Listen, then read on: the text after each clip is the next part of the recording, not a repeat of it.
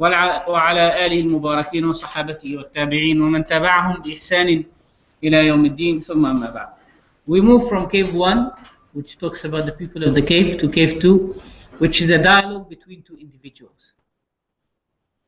The first was a form of dialogue between two groups, the people of the cave and the king. But it was kind of an indirect dialogue, because what they did, they escaped, they left. So the dialogue had to be run in a different way. This dialogue is an actual dialogue.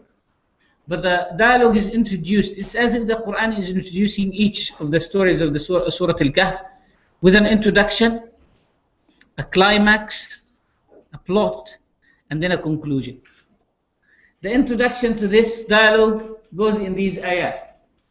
وَاتْلُ مَا أُوحِيَ إِلَيْكَ مِنْ كِتَابِ رَبِّكَ لَا مُبَدِّلَ لِكَلِمَاتِهِ وَلَنْ تَجِدَ مِنْ دُونِهِ مُلْتَحَدًا واصبر نفسك مع الذين يدعون ربهم بالغداة والعشي يريدون وجهه ولا تعد عيناك عنهم تريد زينة الحياة الدنيا ولا تطع من أغفلنا قلبه عن ذكرنا واتبع هواه وكان أمره فرطا. Follow what has been revealed to you from your Lord's scriptures. There is no changing his words, nor can you find any refuge except with him. Content yourself with those who pray to the Lord morning and evening, seeking his approval, and don't let your eyes turn away from them out of desire for the attractions of this worldly life. And do not yield to those whose hearts we have made heedless of our remembrance, those who follow their own low desires, those whose ways are unbridled. These ayat actually carry a very important message, that no one becomes heedless except by the permission of Allah. Those who become heedful are heedful by the permission of Allah, and those that are heedless, they are heedless by the permission of Allah subhanahu wa ta'ala. And actually talks about how life goes into confusion. Life goes into confusion when the person forgets about Allah, and then when you forget about Allah, you will fall into distraction, and when you fall into distraction, your life will become messed up. When you remember Allah subhanahu wa ta'ala, you have focus in your life. It's a reference point. Everything that you do will refer back, you will have to refer it back to who? To Allah subhanahu wa ta'ala. Your life will be objective oriented. If it's objective oriented, your life will be organized. And if your life is organized, you will not follow your desires. Why won't you follow your desires? Why won't you follow your lowly desires? Because every desire that faces you, you return back to Allah subhanahu wa ta'ala, compare it with what Allah wants from you and what Allah doesn't want from you. And that will show you a clear way. That is the difference between a messed up life and a good life. A messed up life and a good life. We're not talking about akhirah here. We're not talking about the hereafter. The hereafter is another story. We're talking about this dunya. You will find that people of obedience and remembrance of Allah subhanahu wa ta'ala, they have contentment. They have a good life. Good life, not necessarily a lavish life, not necessarily luxurious life, but settled life.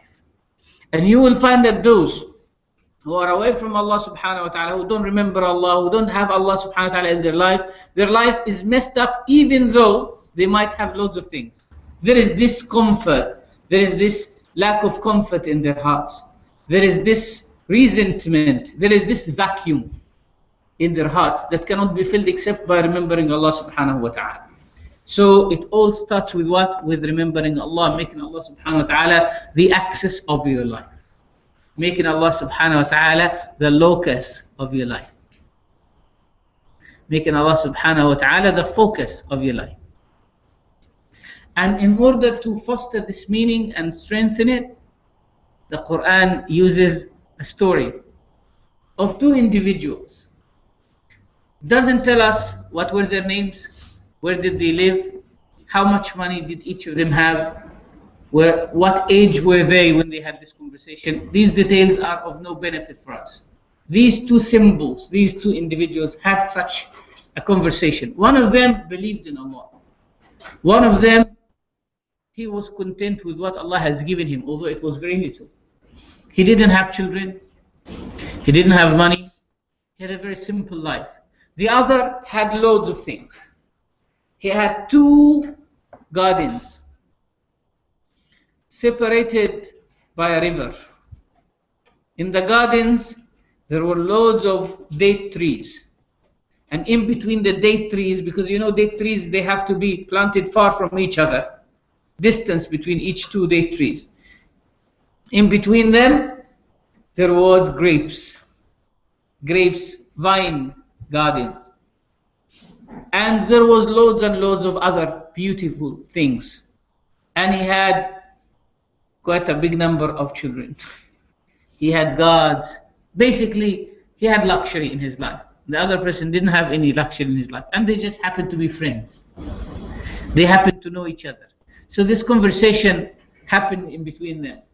And in order to analyze the conversation, right? In order to analyze the conversation, there is a key word used by each one of them. And there is a key word used by the Quran describing them. It's a dialogue of appearance and realities. It's a dialogue between the outward and the inward. It's a dialogue between those who have in reality and those who have in vanity. Those who have worldly and those who have in reality.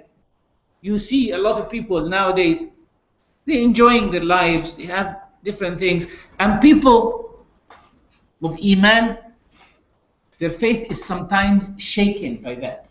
How come that I am a good Muslim, I pray 5 times a day, and my life is quite miserable, it's quite difficult, and this person who doesn't pray, doesn't do anything, he's leading a very good life. Like he's enjoying himself, he's got health, he's got health and wealth, and he's enjoying his life. Why is that? Why is my life so miserable? Although I pray, right? I told you this story before. One of the Mashaykh in Egypt called Shaykh Kishk.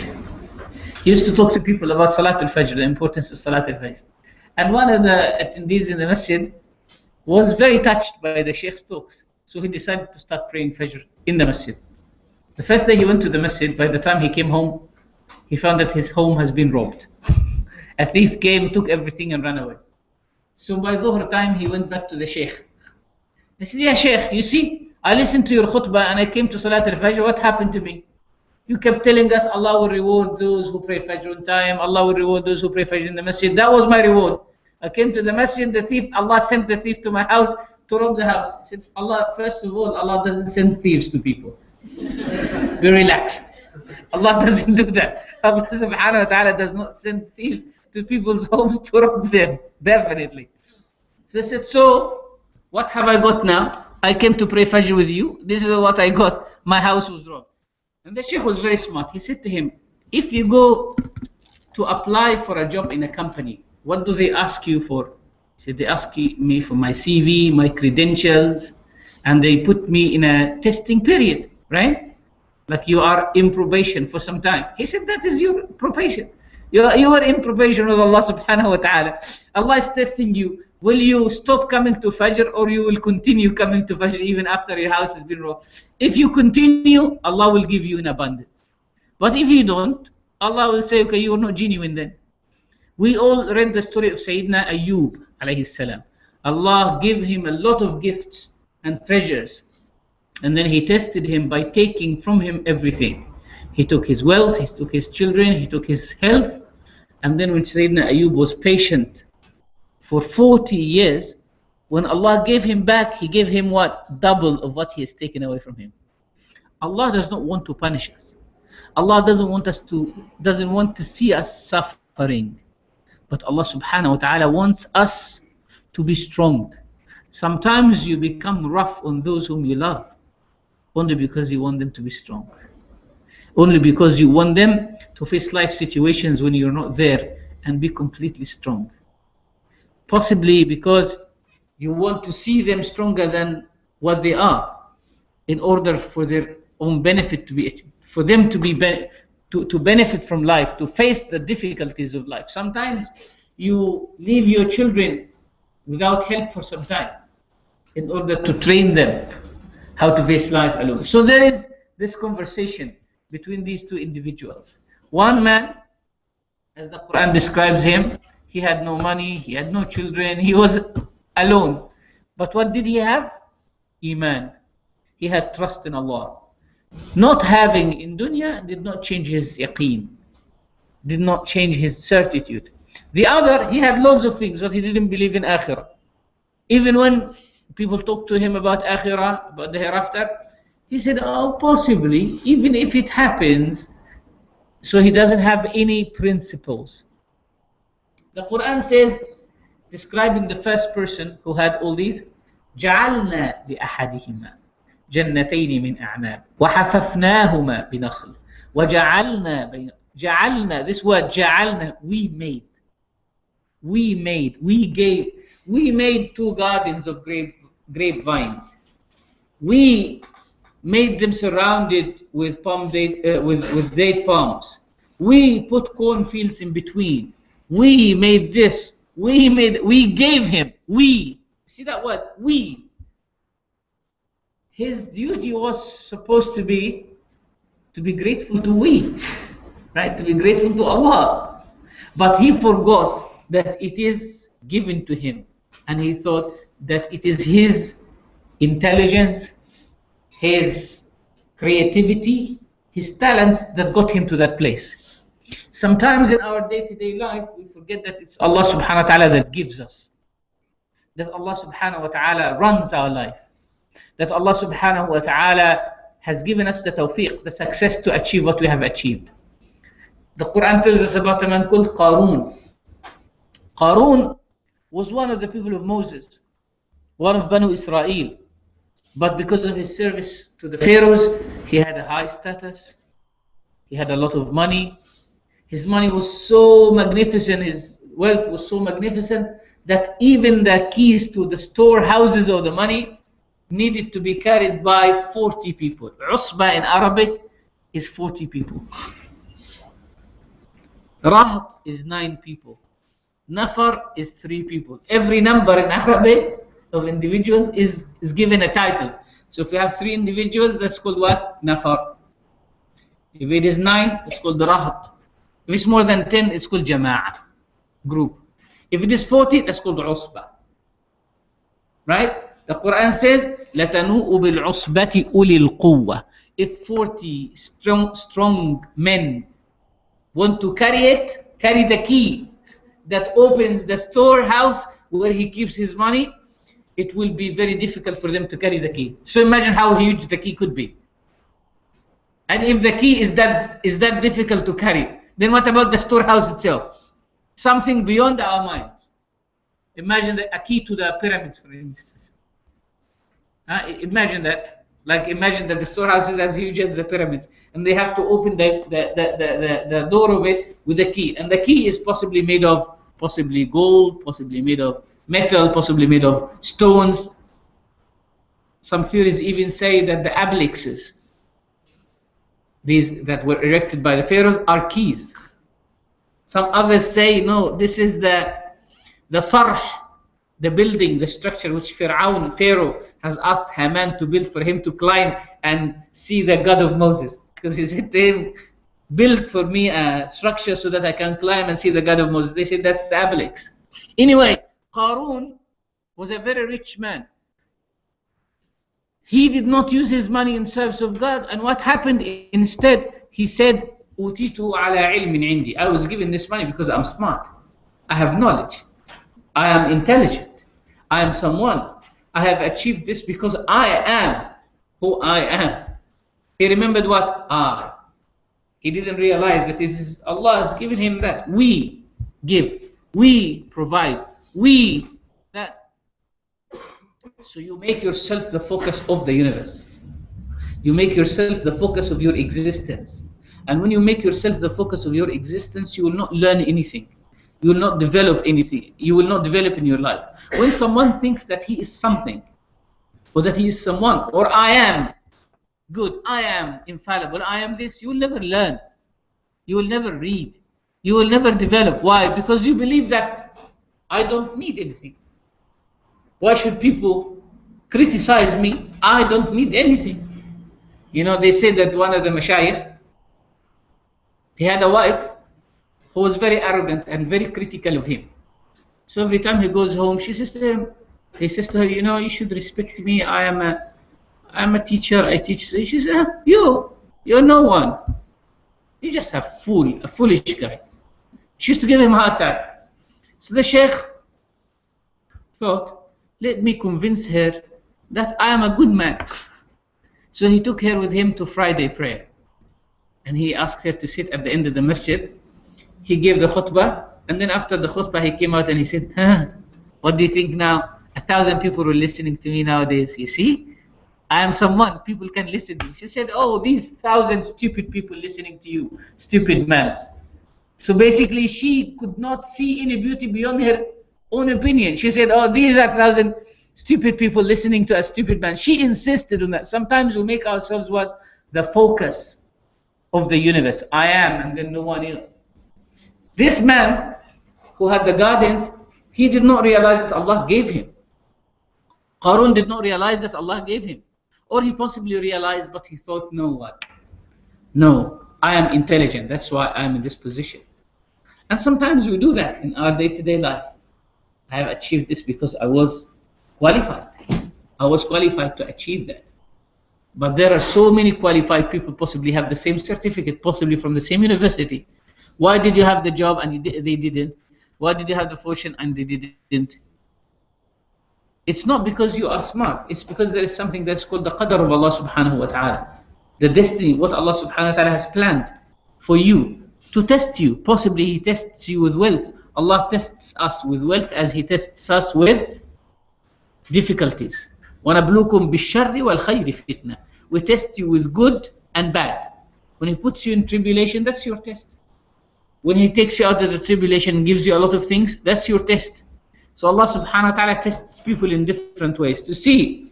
قال هذا رحمة من ربي. In Surah Al-Naml, Sayyidina Sulaiman alayhi salam said, لِيَبْلُوَنِي أَأَشْكُرُ أَمْ أَكْفُرُ. To test me whether I'm going to be grateful or not. When did he say that? When did Sayyidina Sulaiman said, Allah is testing me to see I'm grateful or ungrateful? When he said to the people in his gathering, who can bring me the throne of Bilqis?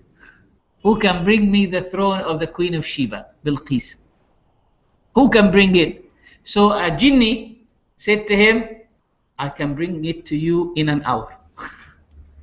And then another man who had power and knowledge, he said, I can bring it to you in a blinking of an eye. It's like competition of power. So Sayyidina Sulaiman could have been deceived. You see, I have people who serve me who can do things that are unimaginable. So what about me? If people are serving me can do all of this, then what about me? No, he said, لِيَبْلُوَنِي أَأَشْكُرُ أَمْ أَكْفُرُ. This is a test from my Lord. This is a gift from my Lord to see if I'm going to be thankful or not. If Allah gives you some power, or Allah subhanahu wa ta'ala gives you some knowledge, or Allah taught you something, you should remember what He said to the Prophet sallallahu alaihi wasallam himself. وَعَلَّمَكَ مَا لَمْ تَكُنْ تَعْلَمْ. He taught you what you did not know. He's saying that to who? To His messenger. To His messenger. Who knew things that we never know. Who has reached levels of knowledge that no one else has ever reached. Allah subhanahu wa ta'ala said to him what? وَعَلَّمَكَ مَا لَمْ تَكُنْ تَعْلَمْ. He taught you what you did not know. وَكَانَ فَضْلُ اللَّهِ عَلَيْكَ عَظِيمٌ. And the bounty of Allah has always been magnificent upon you. Yes, we have to realize and we have to understand. And we have to bear deep down our hearts that everything that is with us is from Allah. وَمَا بِكُم مِّن نِعْمَةٍ فَمِنَ اللَّهِ. Whatever blessing you have is from Allah subhanahu wa ta'ala. And since it's from Allah, it is better for you to turn to the one who has gifted rather than to turn to the gift itself. Don't be busy with the gift that you're thankful and let it prevent you from thanking the one who has gifted. Don't look at the gift, because sometimes the gift might change. Sometimes the gift has some faults. Sometimes the gift has some mistakes. Don't be busy with the gift, but be thankful to the one who has gifted you with that. And bear in mind that that gift is the best gift for you. With all its goodness and badness, with all its beauty and ugliness, it's perfect for you. Possibly with its ugliness, it teaches you something. And with its beauty, it attracts you to something. This is perfect for you. Right? Why? Because it came from Him. And He knows what is good for you. رَبُّكُمْ أَعْلَمُ بِكُمْ. Your Lord knows you better than anyone. possibly that test is what you can bear. So he has given you the test that you can bear. If he knows that you cannot take that test, he wouldn't have given it to you. Right? So that conversation between this man, the Quran describes the man who had everything. He said, we gave him this, we gave him this, we gave him this. But what did he say? وَكَانَ لَهُ ثَمَرٌ. He had abundant fruit. وَكَانَ لَهُ ثَمَرٌ. So what has this man done? He thought that it's because he's intelligent, he has control. He thought that because he has children, they will help him. He thought that even if this dunya expires and he has to go to the hereafter, he will be in the same position. He doesn't know that the qualifications of akhirah are completely different. The situation in akhirah is completely different. So he thought, if I'm having a palace here and I have a good life here, why shouldn't I have a good life in the hereafter? Even if I die, it will be okay. We were talking yesterday about some people who who believe in reincarnation, right? So what do? They make these modules of mobile phones, right? And they burn them, the gadgets. So why don't they burn the mobile phones themselves? Well, if they're really keen, no, they make these modules, paper modules, and they burn them, so that in Akhirah they will come back with these things. SubhanAllah, this is a revival of the ancient Egyptian belief. Ancient Egyptians used to bury gold and silver and food and clothes with individuals, so that when they finish their little questionnaire, after the angels come and question them and they come back to life, they have some food to eat. Yes, seriously. That's why celebration of the 40 days after the death of a person has been inherited since those days. They used to believe that after 40 days of death, the person comes back to life and then he needs to enjoy himself. So they put all the adornments and all the jewelry. That's how ancient Egyptians used to believe in the Akhirah. Ancient Egyptians, although they were idol worshippers, but they believed in the hereafter. They believed in the afterlife. But they had this disturbed idea of the afterlife. So they believed that people can come after 40 days and then they will be hungry. So they will need some food. So they used to bury food with them, especially these foods that don't go off easily. Raisins, dates, fig, dried fig, and things like this. They used to bury that with them, put it next to them. Jewelry, the nice dresses that they loved, that they used to love to wear in dunya, they bury it with them. Possibly they need to go to a party in Akhirah or something. So they put something nice. Possibly, if nowadays they'll put their iPhones with them as well. Make sure that it's on vibration so that it doesn't annoy the angels when they come and ask them. I will give them some serenity for 40 days, and then after 40 days the guy will check his messages. Oh, I have a backlog of messages that I need to clear. Oh, let me respond to this person.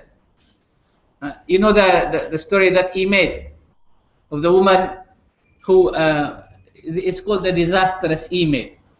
A person went to the beach and he wanted to send a message to his wife, who is going to join him after 2 days, right? So he sent a message, but he happened to send a message to the wrong email, to a different email. So the email that he sent the message to was an email of a woman who just lost her husband, right? So the woman was checking her email and she found this email. She didn't look at where the email is coming from, but she looked at the body of the email. So the email read like that: her husband just passed away. My dear beloved wife, I'm writing to you full of longing, and I am expecting you in 2 days. It is really hot here, but don't worry. We will enjoy the heat together. And it continued like that, right? The woman was reading and she was like almost fainting, right? It's really hot down here. It's almost burning, blazing fire. But don't worry, you will come and enjoy it with me. So she almost lost her mind just because of that disastrous email. I don't remember the rest of the email, but that's the most vivid words of it, right? So she thought her husband is sending her an email from Akhirah, right? Don't worry, we'll come. I'm in hellfire, and he will join me very soon. Yeah, and he's expecting her in 2 days as well, mashallah. Anyway, this man who was enjoying everything, his behavior and his dealing with the world was based on appearance. He thought that because he has pleasures and treasures in this world, he will be enjoying in the hereafter. He believed that since I have more wealth, because his friend, the other believing person, he said to him, listen, have faith. You should not be deceived by what you have. You should have faith in Allah subhanahu wa ta'ala. Be grateful to Allah. Don't be deceived by what you have and you forget about Allah. Don't be ungrateful. Sometimes we are deceived by what we have and then we become completely ungrateful. Lack of faith, not lack of knowledge, is the cause. He said that this person, he had knowledge. He was intelligent, but he did not have faith in Allah. We have loads and loads of scientists and very brilliant people who are intellectually brilliant, but they don't believe in Allah subhanahu wa ta'ala. It's not lack of knowledge. Because sometimes the person's barrier between him and Allah could be his aql, his own intelligence, his own intellect. Sometimes you're deceived by your intellectual abilities that you think that who is this person that is willing to convince me? I am beyond, I am more advanced than them. Right? That believing slave of Allah subhanahu wa ta'ala, when he had that conversation with his friend, he said to him, instead of entering into your gardens and saying, I have this and I have that, you should do something better. You should say, Ma sha'Allahu la quwwata illa billah. When you see something good, you should say what? Ma sha'Allahu la quwwata. No strength is except through Allah. La quwwata illa billah. Remind yourself that this gift is given to you by Allah subhanahu wa ta'ala. We call this the moral alternative. When a person is about to say something bad or he's going to be deceived, remind yourself all the time with Allah. Remind yourself all the time that you have not got things because you are intelligent, but it is because Allah subhanahu wa ta'ala has gifted you with them. He taught him that the quality, not the quantity, is what matters with Allah subhanahu wa ta'ala. He said to him, In tarani ana aqalla minka malan wa walada. Yes, I'm less than you in wealth and children. I don't have as many children as you. I don't have as much money as you. But you know what I have? I have things that you cannot buy with money. Obviously, he didn't say that to him, but this is, you can't expect that. I have things that you cannot buy with money. I have love. I have contentment. I have serenity and calmness. I have the love of people, the love of my family. When I go to my bed and I close my eyes, I'm relaxed. Some people have money and they are bothered. Their sleep is very disturbed. They have a job and they're bothered. They have children and they're bothered. You know, when Allah subhanahu wa ta'ala gives you children, you should be thankful. That if you didn't have them, you will be bothered by the thought of not having children. And you'll spend sleepless nights thinking, oh, how come that I don't have children? How am I going to face the society? And when Allah subhanahu wa ta'ala doesn't give you children, you should be thankful. And say, possibly if I have children, I'll be too bothered about what are they doing, where are they now? You know, some of our sisters here who've got older children, what happens when your children are outside late? Do you go to sleep? Huh? Yes, of course, you still worry about them. And you will be feeling uncomfortable in your bed until they come in and you make sure, yes. Why? So children come with their problems as well, isn't it? The reality, yes, because of our love for them, we forget about their problems and their hassle, right? But they come with problems as well. So if Allah subhanahu wa ta'ala deprives some of us from children, they should say, possibly Allah knows that I cannot bear the troubles of having children. And if Allah gives us children, we should say, Allah subhanahu wa ta'ala knows that we cannot have the trouble of not having children. Possibly your mother-in-law or something will give you a hard time if you don't get children. Right after marriage, 1 month later, pregnant or not yet? Pregnant or not yet? That's a hassle. Some people cannot take that, right? Sometimes a person is married to a husband, a sister is married to a husband who, if he doesn't have children, it will be a disaster. Or the man is married to a sister, or if she doesn't have children, it will be a disaster, isn't it? So Allah gives them children to relax them. Others, who are ready, internally ready for the idea of not having children, it's not a big deal. I know of a brother who didn't have children all his life, and he was very happy with his wife. They've been married for like 30, 40 years, no children, and they love each other. Children are not the reason for love between husband and wife. If anyone believes that, leave your marriages now. Seriously, if you believe that children are the cause of love between the husband and wife, excuse me, you're mistaken. You're absolutely mistaken. That's not true. Love is related to the husband and wife. The husband chooses the woman whom he loves, who is going to continue her life with him, right?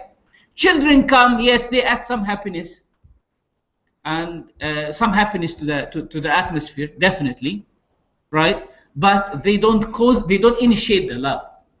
They don't initiate the love between a husband and wife. So this man thought that it's the quantity, not the quality. His friend said to him, listen, I may be less than you in money, less than you in offspring, but I have faith in Allah. I have faith that protects me from falling into the traps of dunya and destruction. So the Quran tells us that this man's behavior was based on appearance. He thought that he has more wealth, he has larger following, and what he has will not expire. The money, the guardians, the children will not expire. And sometimes we are distracted from Allah subhanahu wa ta'ala by the manyness, because we have too many things. Even when you want to go out and you have too many clothes in your wardrobe, you become confused. Which dress shall I wear? Imagine if you have only two, either this or that, right? No options. Sometimes giving people an option is the trouble for them. What would you like to have? Oh, this. Ramadan, yeah. Before iftar, what shall we have for iftar? And then if you look at the face of the person, you imagine that he will eat you if you don't prepare good iftar for them. The husband is going to eat you, and once the iftar is there, they eat that little, and that's it. Khalas. So sometimes having too many options is disturbing people. You know, that's why in the army they don't give people options of colors. Possibly some people will choose to wear pink, some people will choose to wear blue, all types of odd things, right? It's only one uniform. In schools, one uniform. In places where there is no hassle, it's only one uniform. In Hajj, one uniform. Imagine if we were given, obviously we're given that opportunity to choose the colors of your Hajj attire. You can have colorful Hajj attire. Imagine if someone is going to Hajj with some pink ihram. How will that feel? It will be disturbing, isn't it? No options, right? Imagine if people are given the choice to choose the number of salah they do every day, or the timings of salah, things that collectively bring us together. Then there will be no collective effort. So this man was disturbed and lost focus with the many things that he had. I have children, I have this, I have this, I have this, I have this, I have this, I have that. So sometimes, if we have different options in life, that might debar us from thinking about Allah. Oh, you know what? If I lose my job, no problem. I have money in the bank. That can survive me for a good number of years before I have to look for another job. Oh, you know what? If I have no money in the bank, no problem. My mom will give me money. My parents will look after me. Oh, no problem if I'm kicked out of my house. My parents have a big house. I'm their sole son. I stay with them. So Allah subhanahu wa ta'ala might take all the options away from us to leave us with nothing except Him, to force us to go back to Him, right? Power. Sometimes people have power and they think this is it debars them from Allah subhanahu wa ta'ala. Sometimes eternity. And these three tools, these three things will be the language, the main vocabulary in the language of Ad-Dajjal with us. Ad-Dajjal will talk to people and tell them, look, I can give you this, I can give you that, you can enjoy this with me. As the Prophet ﷺ described him, he will be followed by the treasures of earth, by the gold of earth. So when he walks, the gold of earth will follow him, meaning he will have all these different pleasures and treasures that he can offer people. He will have power. He will show that he can travel from one place to another place in no time.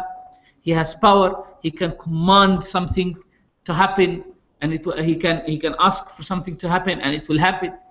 He can cut a person into halves and bring him back to life, right? Eternity. He can promise people eternity. That if you live with me, if you believe in me, you will live an eternal life. This is what Ad-Dajjal will do to individuals. So how can we save ourselves? The surah, this story, the story of these two individuals who are talking about appearance and reality, leave us with some keys of navigation. How can we navigate the latter days benefiting from this? Allah subhanahu wa ta'ala says right after. What was this conversation about? About what? Wealth. About gardens, isn't it? About having children. About having money. What are these things called? Al-Hayatud Dunya, isn't it? Worldly life. Children, power, gardens, this, that. It's worldly life. So in order to destroy the power of worldly life in making our decisions, the power worldly life has in us, or upon us making our decisions, the Quran has to show us the reality of life. Because we normally make decisions in life based on what?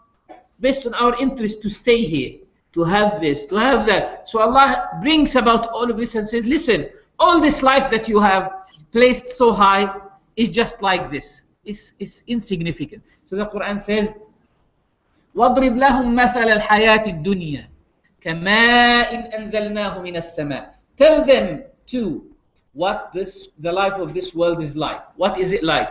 كَمَاءٍ أَنزَلْنَاهُ مِنَ السَّمَاءِ. It's like rain that comes down from the heavens.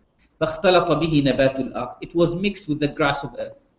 فَأَصْبَحَ هَشِيمًا. What will happen when the grass grows? After the grass grows, it will dry. And after it dries, it becomes weak. And after it's weak, if there is a wind, it removes it. And then the earth is clean from it after some time. Does any grass stay? No. So the Quran says the worldly life is like that. It starts, when you came to this world, you started like grass growing, weak. And then you reached the zenith of your life, strong. And then later on you became weak. الله الذي خلقكم من ضعف ثم جعل من بعد ضعف قوة ثم جعل من بعد قوة ضعفا وشيبة. Allah created you in weak state. That weak state is followed by what? By strong state. And then that strong state is followed by what? But weak state. And that weak state is followed by what? By weaker state. So if you've lived 80 years in this life, 20 years are strength and 60 years are weakness. When you're born up to the age of 10, 15, 20, you're still building your body. From 20 till 40, you're strong. You achieve. 40, you're attacked by all forms of diseases, diabetic, blood pressure, this, that. You start collecting diseases like you collect stamps. 40 to 60, you're weak. And then after 60, you're even weaker. Allah subhanahu wa ta'ala says, وَمَن نُعَمِّرْهُ نُنَكِّسْهُ فِي الْخَلْقِ. Whomever we give long life, we will return him to the original state. What is the original state? When you grow up, you crawl, right? And then you're unable to walk properly, right? You're shivering, right? Until you stand strong. Before your death, if you lived 90 years or 100 years or 120 years, you will end up what? Crawling. If you see an old mother or something, you have to carry her. Right? And that's why, subhanAllah, I thought one time, why Allah subhanahu wa ta'ala would let some parents grow up until their children carry them, so that you become the father as they were your fathers at certain times. So that when that was your mother at certain times, so she carried you. Now it is your role to play the father to her, or the mother to her. So you carry her as she used to carry you. You clean her as she used to clean you. You bathe her as she used to bathe you. And you have to put up with her nonsense as she used to put up with your nonsense, right? When we were children, we were asking our parents all sorts of things, right? Giving them hard time, annoying them. I want this toy, I want this toy. Well, okay, take it. At that time, the mother will ask so many questions and you'll be like, Mom, can you shut up, please? Mom, you've asked this question 1,000 times. One of the brothers, Luqman, he had, subhanAllah, he had his mother and his mother-in-law. Both had dementia. And he was serving both of them. He said, my mom asks the same question 70 times within 5 minutes. Have you closed the door? Have you closed the door? Have you closed the door? Imagine if you, but in fact, you used to do that when you were young, isn't it? When we were young, our children, they ask, why? Why? How often do your children ask you why? Why are we here? I remember that I attended the wedding between you and my father. Really? Right? Children sometimes say that. I was there when you got married to my father. It's like Singaporean children don't say that. Seriously? Really? That's good, mashallah. Bless your children. Can you give me a Singaporean child, please? No, my children always say that. Oh yes, I was there in the wedding of you and my mom. Really? How come? How come that children attend the wedding of their mom and dad? No, I was there. Are you sure? Yes. So what was I wearing? I don't remember. So that happens, so that children come up with all these sorts of questions that sometimes are good and sometimes are annoying. Sometimes you get annoyed by too many questions. Allah subhanahu wa ta'ala wants us to play the same role later on. This worldly life is like that. It's like grass that comes down from the heavens. Rain. This rain grows the grass, plants, and then these plants, they die after some time. So the Quran is telling us earthly beings are earthbound, scattered like dried grass. This is what happens to us. We are earthly bound. We are only focusing on earthly things. We never focus on heavenly things. In order to journey to Allah subhanahu wa ta'ala, focus on heavenly things. The Quran says, وَيَوْمَ نُسَيِّرُ الْجِبَالَ وَتَرَى الْأَرْضَ بَارِزَةً وَحَشَرْنَاهُمْ فَلَمْ نُغَادِرْ مِنْهُمْ أَحَدًا. On that day, moving us now from, if dunya is so sojourn and temporary like this, so where is the reality? The reality is to remember the day of Qiyamah. That's the real day. That's that day. That's why Allah subhanahu wa ta'ala calls it the Quran what? ذَلِكَ الْيَوْمُ الْحَقِّ. That's the real day. All the days that we have are unreal days and nights. Why they are unreal days and nights? Because while we are enjoying the daylight here, mashallah, in Singapore, somewhere else in the world, they are enjoying the darkness of the night. Right? And while we are in the middle of the night, somewhere else in London, they are enjoying 5 o'clock. When it's 12 o'clock here, it's 5 o'clock, 5 p.m. in London. So in fact, there is no full day and there is no full night on earth at the same time, on the whole of earth. But there will be a time when there will be complete darkness everywhere. Only the believers will have light. As the Quran says, ذَلِكَ الْيَوْمُ الْحَقِّ. That is the day. That is the real day. The real day that doesn't require sun and moon. That doesn't require movement and adaptation. It's commanded by Allah subhanahu wa ta'ala. So to bring us to that real day, the Quran brings us into what? Visualizing your destiny. Remember when the mountains are moved. وَيَوْمَ نُسَيِّرُ الْجِبَالِ وَتَرَى الْأَرْضَ بَارِزَةً وَحَشَرْنَاهُمْ. And we gathered them.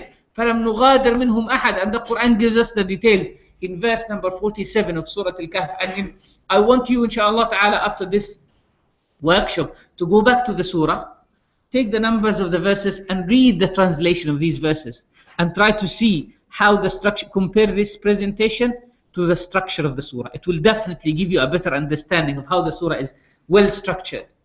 Because these ayat have been very have been selected in a very fine way. They are basically like the joints between the stories of the surah that take you from one scene to the other. So the Quran moves us from vanity to what? To reality. Because this man before was moved from reality to vanity. He was thinking about our vanity, unreal things, unreal money, unreal children, unreal that. So the Quran, in order to treat someone who is besotted with vanity, you got to take him to reality. Reality saves you from vanity. Ad-Dajjal will come and fill you with what? Vanity. One of the inlets of evil into our hearts is vanity. You love yourself so much. You love your wealth so much. You believe, you trust the untrusted. You trust the untrusted. You think that this life is going to be with you. This man, the disbeliever just before, what did he say? وَلَئِن رُدِدتُّ إِلَىٰ رَبِّي. If I am to return to my Lord, if I am, لَأَجِدَنَّ خَيْرًا مِنْهَا مُنْقَلَبًا. I will find a better garden. I'll be in a better state. Why shouldn't I be?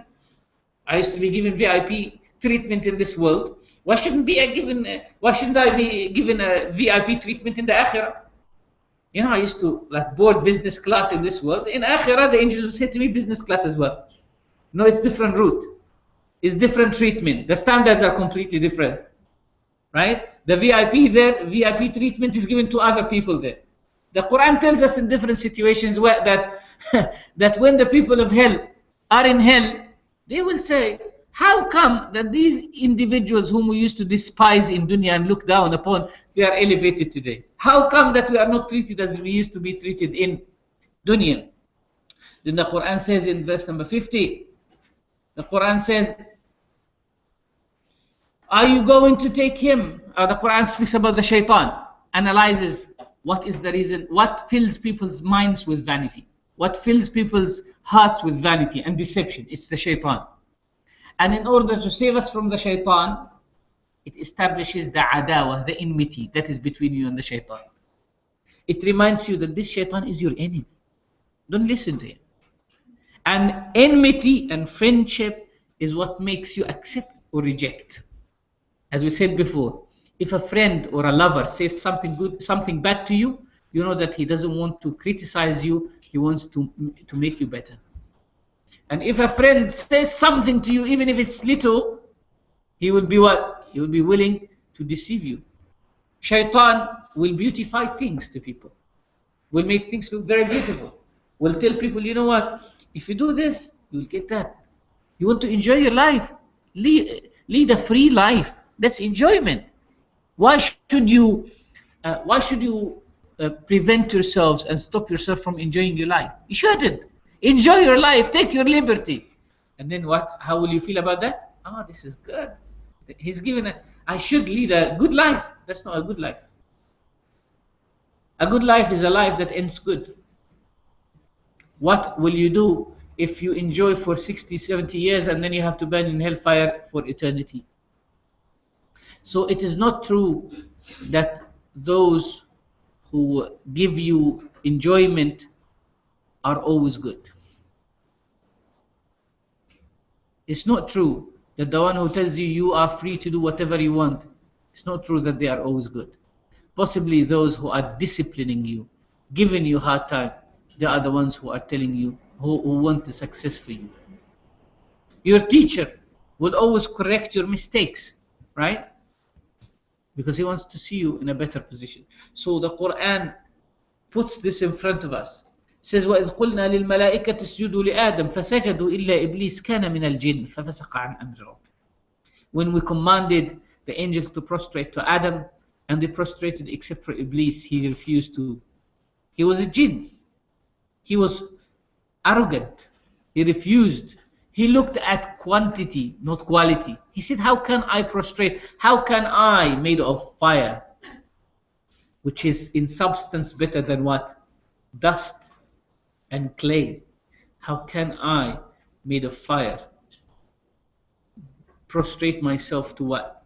To clay. How can my substance prostrate to that substance? He didn't know that substance is not related to what? Is not related to what you're made of. It is related to what? To what are you doing to serve humanity. The Prophet ﷺ said, رُبَّ أَشْعَثَ أَغْبَرَ مَدْفُوعٍ بِالْأَبْوَابِ. There could be a person, dusty, shaggy, rusty. People will push him away from their doors. When he comes and says, can you give me something? Go away. Sometimes you might meet some of these people if you travel abroad. Some people who are rusty and dusty and very simple. And even if you decide to give them some money, you give it like from the tip of your fingers. And you block your nose. Oh, they smell bad. You go and perfume yourself and put a lot of antiviruses and things. That person could be more valuable to Allah than you. لو أقسم على الله لا أبره. If he asks Allah, if he says to Allah, give me this, he will be given. what he wants.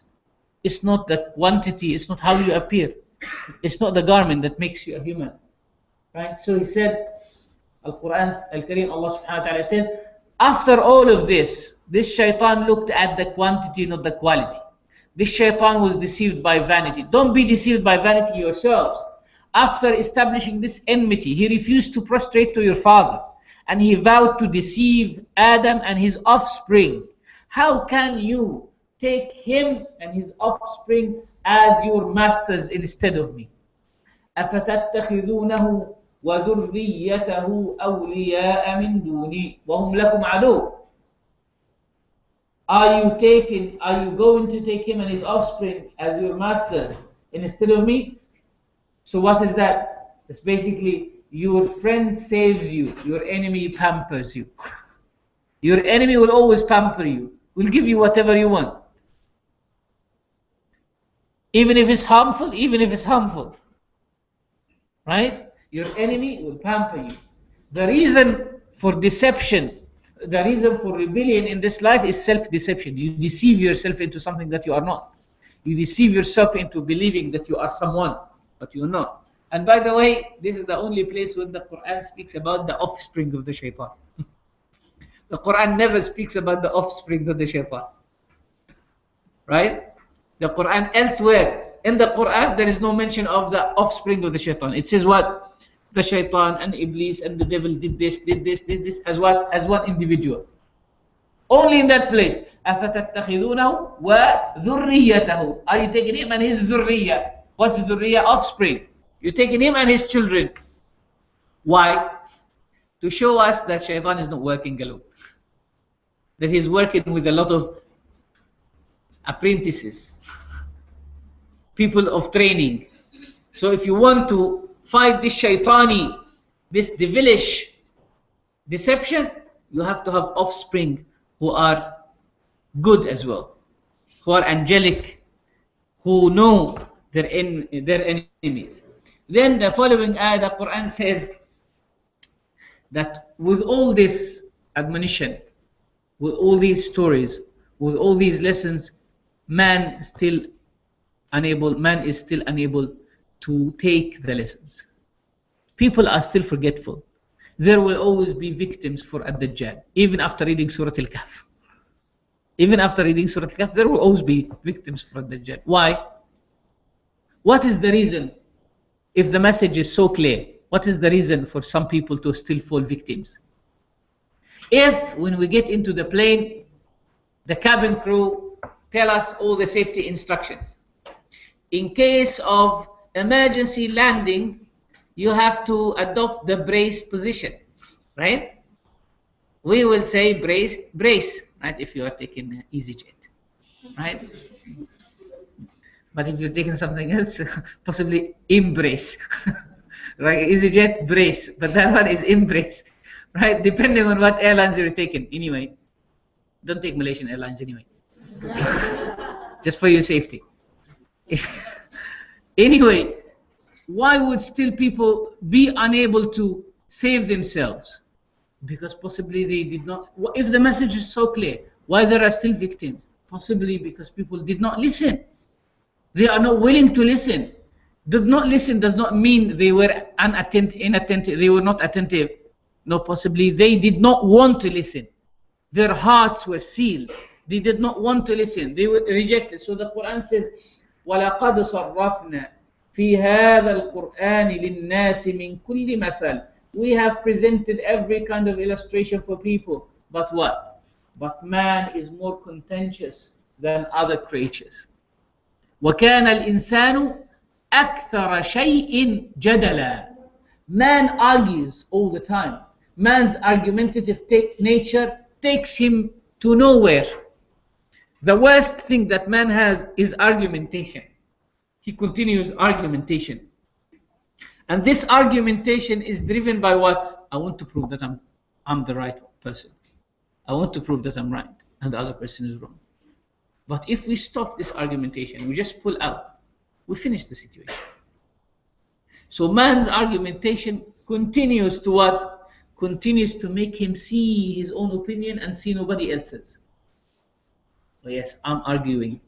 I want to convince the other person that I'm right and he's wrong.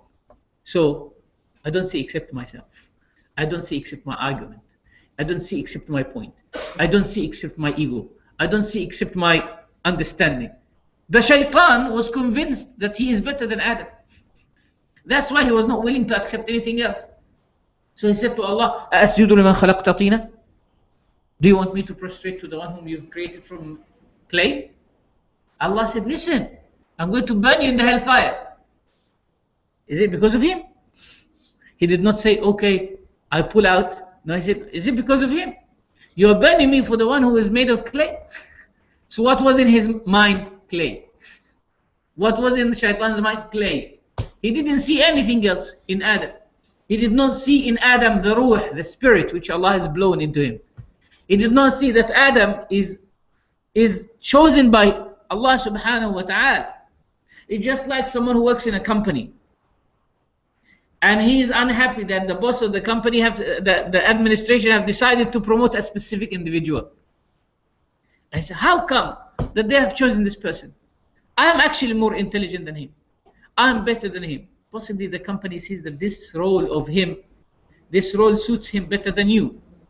No. I want to be there. You know why shaitan is punished in the hellfire? Because he decided that Allah's decision is a wrong decision. It's not an objection to Adam. He did not understand that he's not objecting to Adam. He's saying your choice is wrong. He's saying to Allah, your choice is wrong. And that's why when we object to the qadr of Allah, we are taking this devilish nature.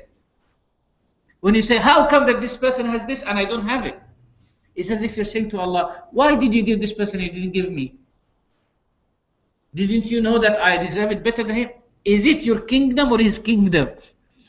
Is it your company or his company?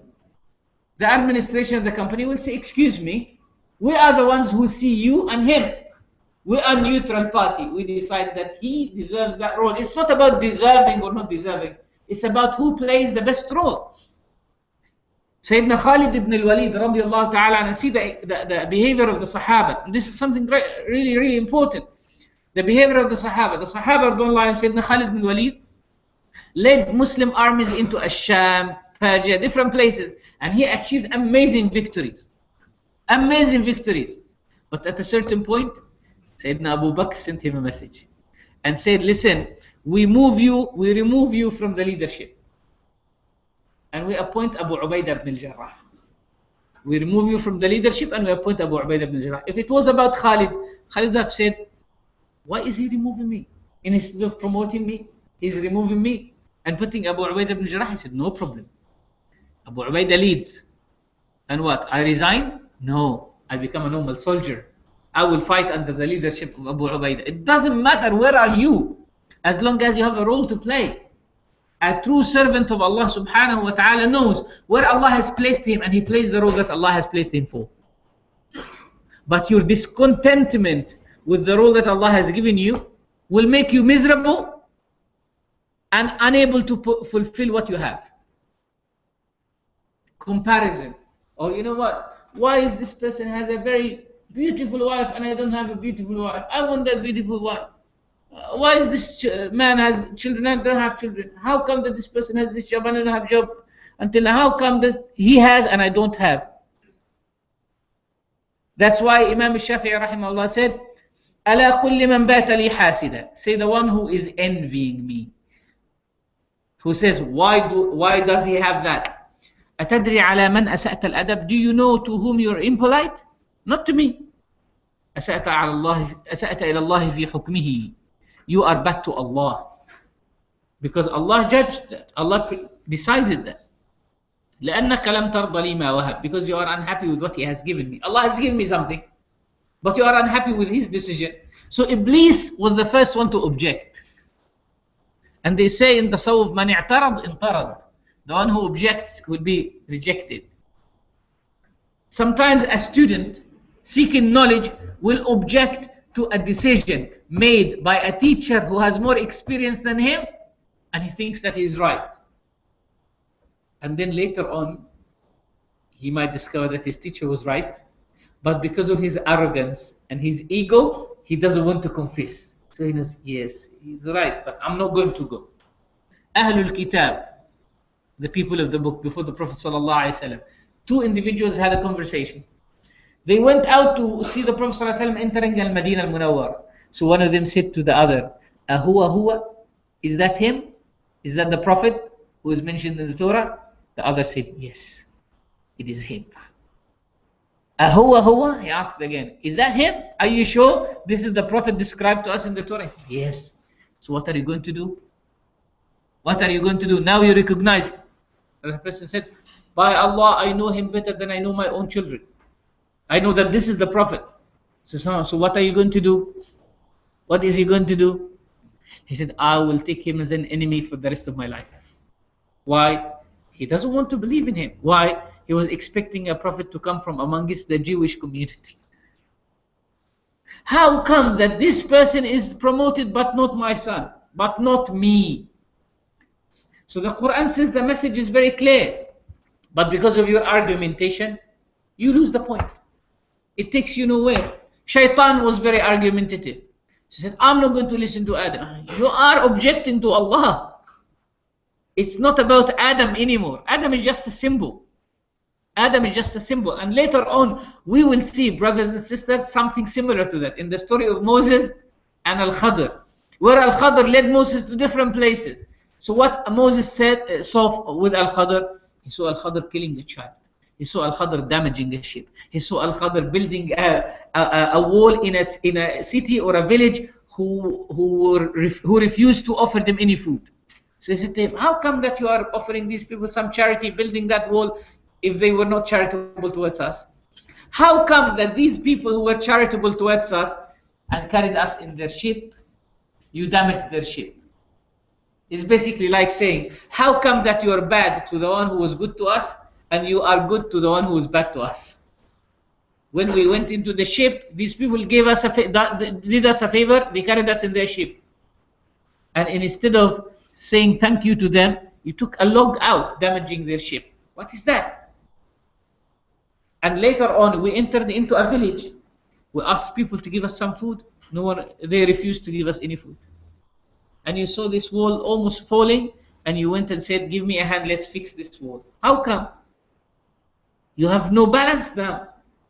So Al-Khadr alayhi salam told him, listen, don't object to my judgment, because I am higher than you in this field. I'm an expert in this field. Be patient. Part of the learning process is patience.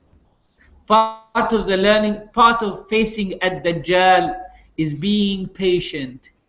And then the reality of things will show. The Quran tells us that Ad-Dajjal will come with two images. The Prophet ﷺ says, with two images, one of the hellfire, the other is of paradise.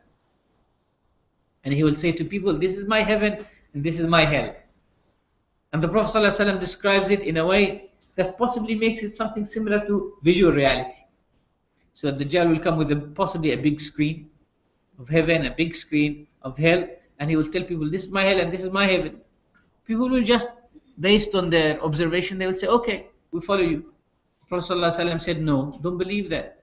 Just close your eyes, put your head in the hell screen, in the screen of the hell. There is a paradise behind it. It's as if there is an image. When you put your head inside, you discover something else. Read what is beyond the surface. Don't judge the book by the cover, right? That's part of the learning process. Many people, because they are deceived by seeing only their point and their inability to see the other point, they are not willing to submit to anything. So the Quran says, وَمَنْ أَظْلَمُ مِمَّنْ ذُكِّرَ بِآيَاتِ رَبِّهِ فَأَعْرَضَ عَنْهَا. So you see, that's right after saying that people are taken away from listening to the message of the Quran because of their argumentative nature.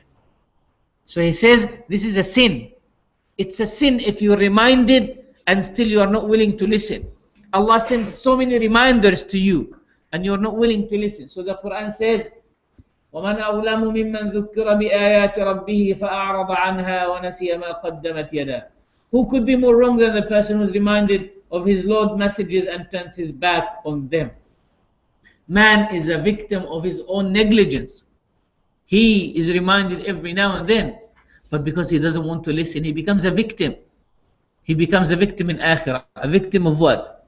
Not a victim of not receiving the message, but a victim of refusing the message. And then the Prophet ﷺ, we read that what the Prophet ﷺ said to the people of Jahiliyyah. The Prophet ﷺ, when he received revelation and he was commanded to deliver it, how he delivered it? He said to the people, he climbed As-Safa and he gathered everyone, the mountain As-Safa, gathered everyone. And he said, Ya ma'ashara Quraysh, O people of Quraysh, if I am to tell you that an enemy is attacking you this morning, you know when an enemy comes to a city, back in those days, they're coming with a huge army. So people will see from a distance that there is so much dust made by the horses and the soldiers walking. So they will realize that an enemy is coming. So he said, if I am to tell you that there is an enemy right behind this hill, meaning you haven't seen any sign of an enemy, you haven't heard any sound of an army, will you still believe me, even though you haven't seen any signs? If I am to tell you that an enemy is attacking you this morning, will you believe me? What did they say? ما جربنا عليك كذبا قط. We have never experienced you telling a lie. We have never experienced you telling what? A lie. Meaning, we will believe you. Definitely we will believe you. Then the Prophet ﷺ, so he is moving from the physical to the non-physical. He's taking them from the physical. If I say to you that there is a place called Simply Islam in Singapore, will you believe me? Yes, why not? Okay, there is a place called Jannah. Oh, what is that nonsense you're talking about? Why? Is moving from the physical to what? To the non-physical. If I'm to tell you that there is a place on earth that you have not seen, will you believe me? Yes. Oh, by the way, there is something that is called heaven and hell. Oh, what is this nonsense you're talking about? People's argumentative nature appears later on. They could not say to him, you are a liar, because they have just said to him, we have not experienced you telling a lie. But they could not accept it from him as well. So sometimes towards the end of times, people will refuse scholars even though they trust them. But why will they refuse them? Because of this argumentative nature. You are unable to tell the person you are a liar because you know that he is not, but you don't want to accept it. It is as if you tell someone, Ya akhi, don't smoke. It's really bad. It's bad for your health. He cannot say to you, you're lying. But he will say, but it makes me feel happy. But it kills you on the long run. It kills it. Yeah, but it's good. Yeah, akhi, don't do this. You know what? I enjoy it. Well, but this enjoyment is going to kill you. What can I do? You will die. Allah will make me die. We will all die. That's the argument of the helpless. Right? That's the argument of the helpless. The one who is not willing to accept, and at the same time he's not willing to give up argumentation. So the Quran, the Prophet ﷺ said to the people of Quraysh, what if I tell you that there is an army attacking you? They couldn't say you are. They said, of course we will believe you. Then he said to them, I am a warner to you before a severe tournament. What did they say to him? Abu Lahab said, oh, may you perish. Is that why you gathered us today? He could not say anything else. He could not say to him, you're lying to us or anything like that. So in order to navigate with clarity and receive the messages of Allah subhanahu wa ta'ala properly in the latter day, we need a cave to reflect upon our changing lives. Ibn Ata'illah Secondary, and this cave, whether that cave is a physical cave or that cave is a form of seclusion, before Fajr, you spend a few minutes in your musalla or in your house reflecting and remembering Allah subhanahu wa ta'ala before sunrise, close to sunset, 5 minutes every day of dhikr and reflection on your life. Where is it going? How are you planning it? What are you doing to save yourself from the punishment of Allah on the day of Qiyamah? We need that. Ibn Ata'illah Secondary rahimahullah said, a sane person needs a seclusion to enter the sphere of reflection. In this busy life, you won't be able to reflect or focus on things. So you need this bit of seclusion.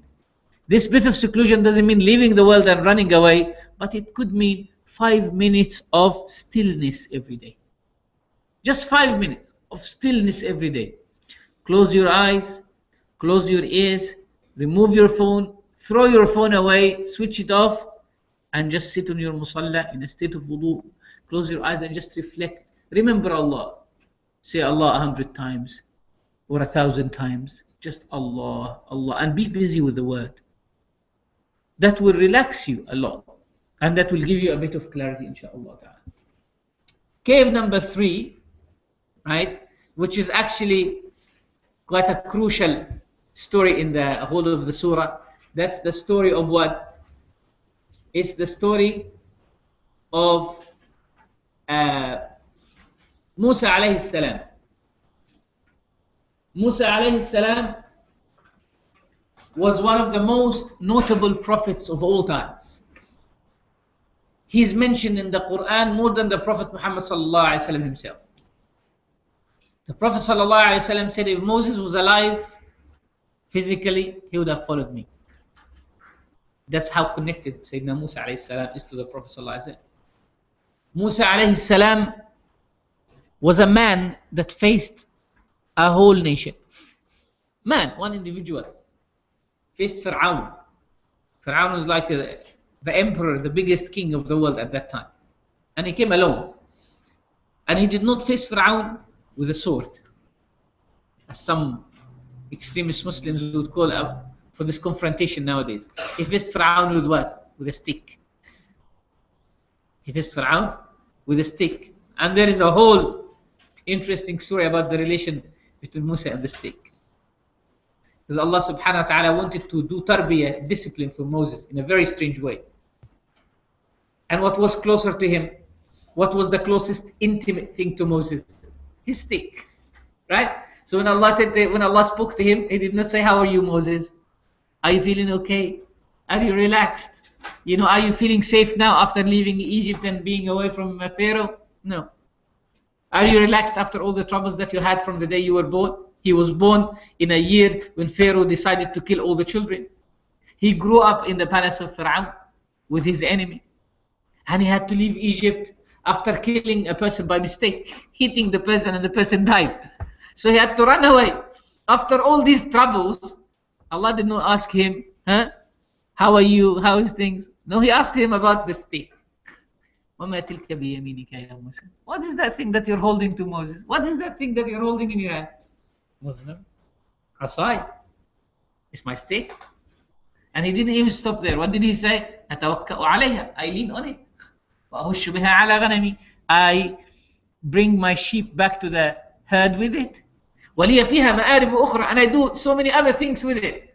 It's like you're asking a person, what is that thing in your hand? Oh, that's my iPhone. You know, it has a lot of apps. It's amazing. I can navigate. It has TomTom. You know, look at this app. Look at this app. Look at this app. And then you take the iPhone and throw it away. Or smash it. What will happen after? They will say, what have you done? I'm lost now. You see, this iPhone has all my details. My mom doesn't allow me to get home unless she scans my iPhone. Yes, that's my son. That's his iPhone. My son, she knows that I am her son by looking at my iPhone. Allah subhanahu wa ta'ala said to Moses, what is that you're holding in your hand? He said, my stick. And he continued the conversation. I lean on my stick. I do this with the stick. I do this with the stick. Who wouldn't know what a stick does? You tell me, who wouldn't know what a stick does, right? The functions of a stick are known to everyone. But Moses was kind of happy with his stick. He wanted to make a longer conversation with God, as Mufassirun, other commentators say. He wanted to make a longer conversation with God. The conversation was quite sweet. So he wanted to lengthen it. It's just like when someone asks you about, how are you? Alhamdulillah, and yourself? You okay? Alhamdulillah, mashallah, very nice. You start a conversation. Then Allah subhanahu wa ta'ala wanted to discipline Moses. So he said to him, okay, throw it away. Moses threw his stick away. What did it become? Pigeon? No, if it turned into a pigeon, Moses would have loved it even more. Sheep? No. Deer? No. What did it turn into? Snake. And Moses, now this stick that he used to hold next to him all the time, now he's running away from it. I don't want this stick, khalas. Now when it became a snake, Allah said, take it. He did not say, okay, let it relax and become a stick again and then you take it. No, take it while it is a snake. And let me tell you a real story. There was one student reading to his teacher, Suratul Kahf, right? In the desert in Mauritania. So he was reading these ayat. وَمَا تِلْكَ بِيَمِينِكَ يَا مُوسَى قَالَ هِيَ عَصَايَ. What is in your right hand, O Moses? He said, my stick. أتوكأ عليها, I lean on it. وأهش بها على غنمي, I use it for my sheep. ولي فيها مآرب أخرى, and I have other things to do with it. قال ألقها يا موسى. He said, throw it away, O Moses. فألقاها, he threw it. فإذا هي حية تسعى. It turned into a snake, moving snake. The student was reciting, and when he came to that, he saw a snake, a real snake. And the Shaykh was leaning and closing his eyes. And the student got frightened, so he said, فَإِذَا هِيَ حَيَّةٌ تَسْعَى فَإِذَا هِيَ حَيَّةٌ تَسْعَى. He started shaking. It's a moving snake. So the Shaykh thought that the student has lost his mind or something. He doesn't know what to read next. The next ayah is, خُذَا وَلَا تَخَفْ. Take it fearlessly. He said, take it. He said, no, you come and take it. So the Shaykh said, take it. He said, no, you come and take it yourself. I'm not taking it. Right? So he said, take it now. Now you take the snake. So he took it. Why Allah subhanahu wa ta'ala did that conversation with him? To cut him even from his stick. Even the stick, you don't have to lean on it. You don't have to depend on it. You come to Fir'aun without anything except your trust in Allah subhanahu wa ta'ala. Anyway, Moses alayhi salam was the man of monotheism and leadership at his time. And he saved Banu Israel from tyranny, from persecution, from slavery, and from kufr above everything, from disbelief. Took them to Sinai. And Allah subhanahu wa ta'ala showed Banu Israel and Pharaoh through Moses so many miracles. So he has a right when he's asked, are you the most knowledgeable person in the world, to say, yes, I am. He was asked by Banu Israel, and Banu Israel were people of argumentation. All the time they argued with Moses. Seriously, even though they saw a lot of good things in Moses and a lot of miracles, they used to argue all the time. They used to ask all sorts of funny and silly questions. He said to them, Allah is telling you to slaughter a cow. He said, what is a cow? Can you tell us what a cow is like? He said, oh, a cow is a cow. Like 4 legs, 2 horns, big mouth. Oh, what is the color of a cow? What do you mean by what's the color of a cow? So it is the argumentative nature. Anyway, they said that he was given a talk one day, he was given a sermon, khutbah one day, and a man stood up and he said, Ya Musa, is there anyone more knowledgeable than you on earth, or you are the most knowledgeable person? Why are you admonishing us? Are you the most knowledgeable person? He said, yes, I am. So Allah subhanahu wa ta'ala wanted to teach Moses a lesson, and wants to teach us a lesson as well. That there are 2 types of knowledge. There is the physical knowledge, and there is the knowledge of the reality. علم الحقيقة وعلم الشريعة. There is the legal knowledge, knowledge of fiqh and hadith and tafsir.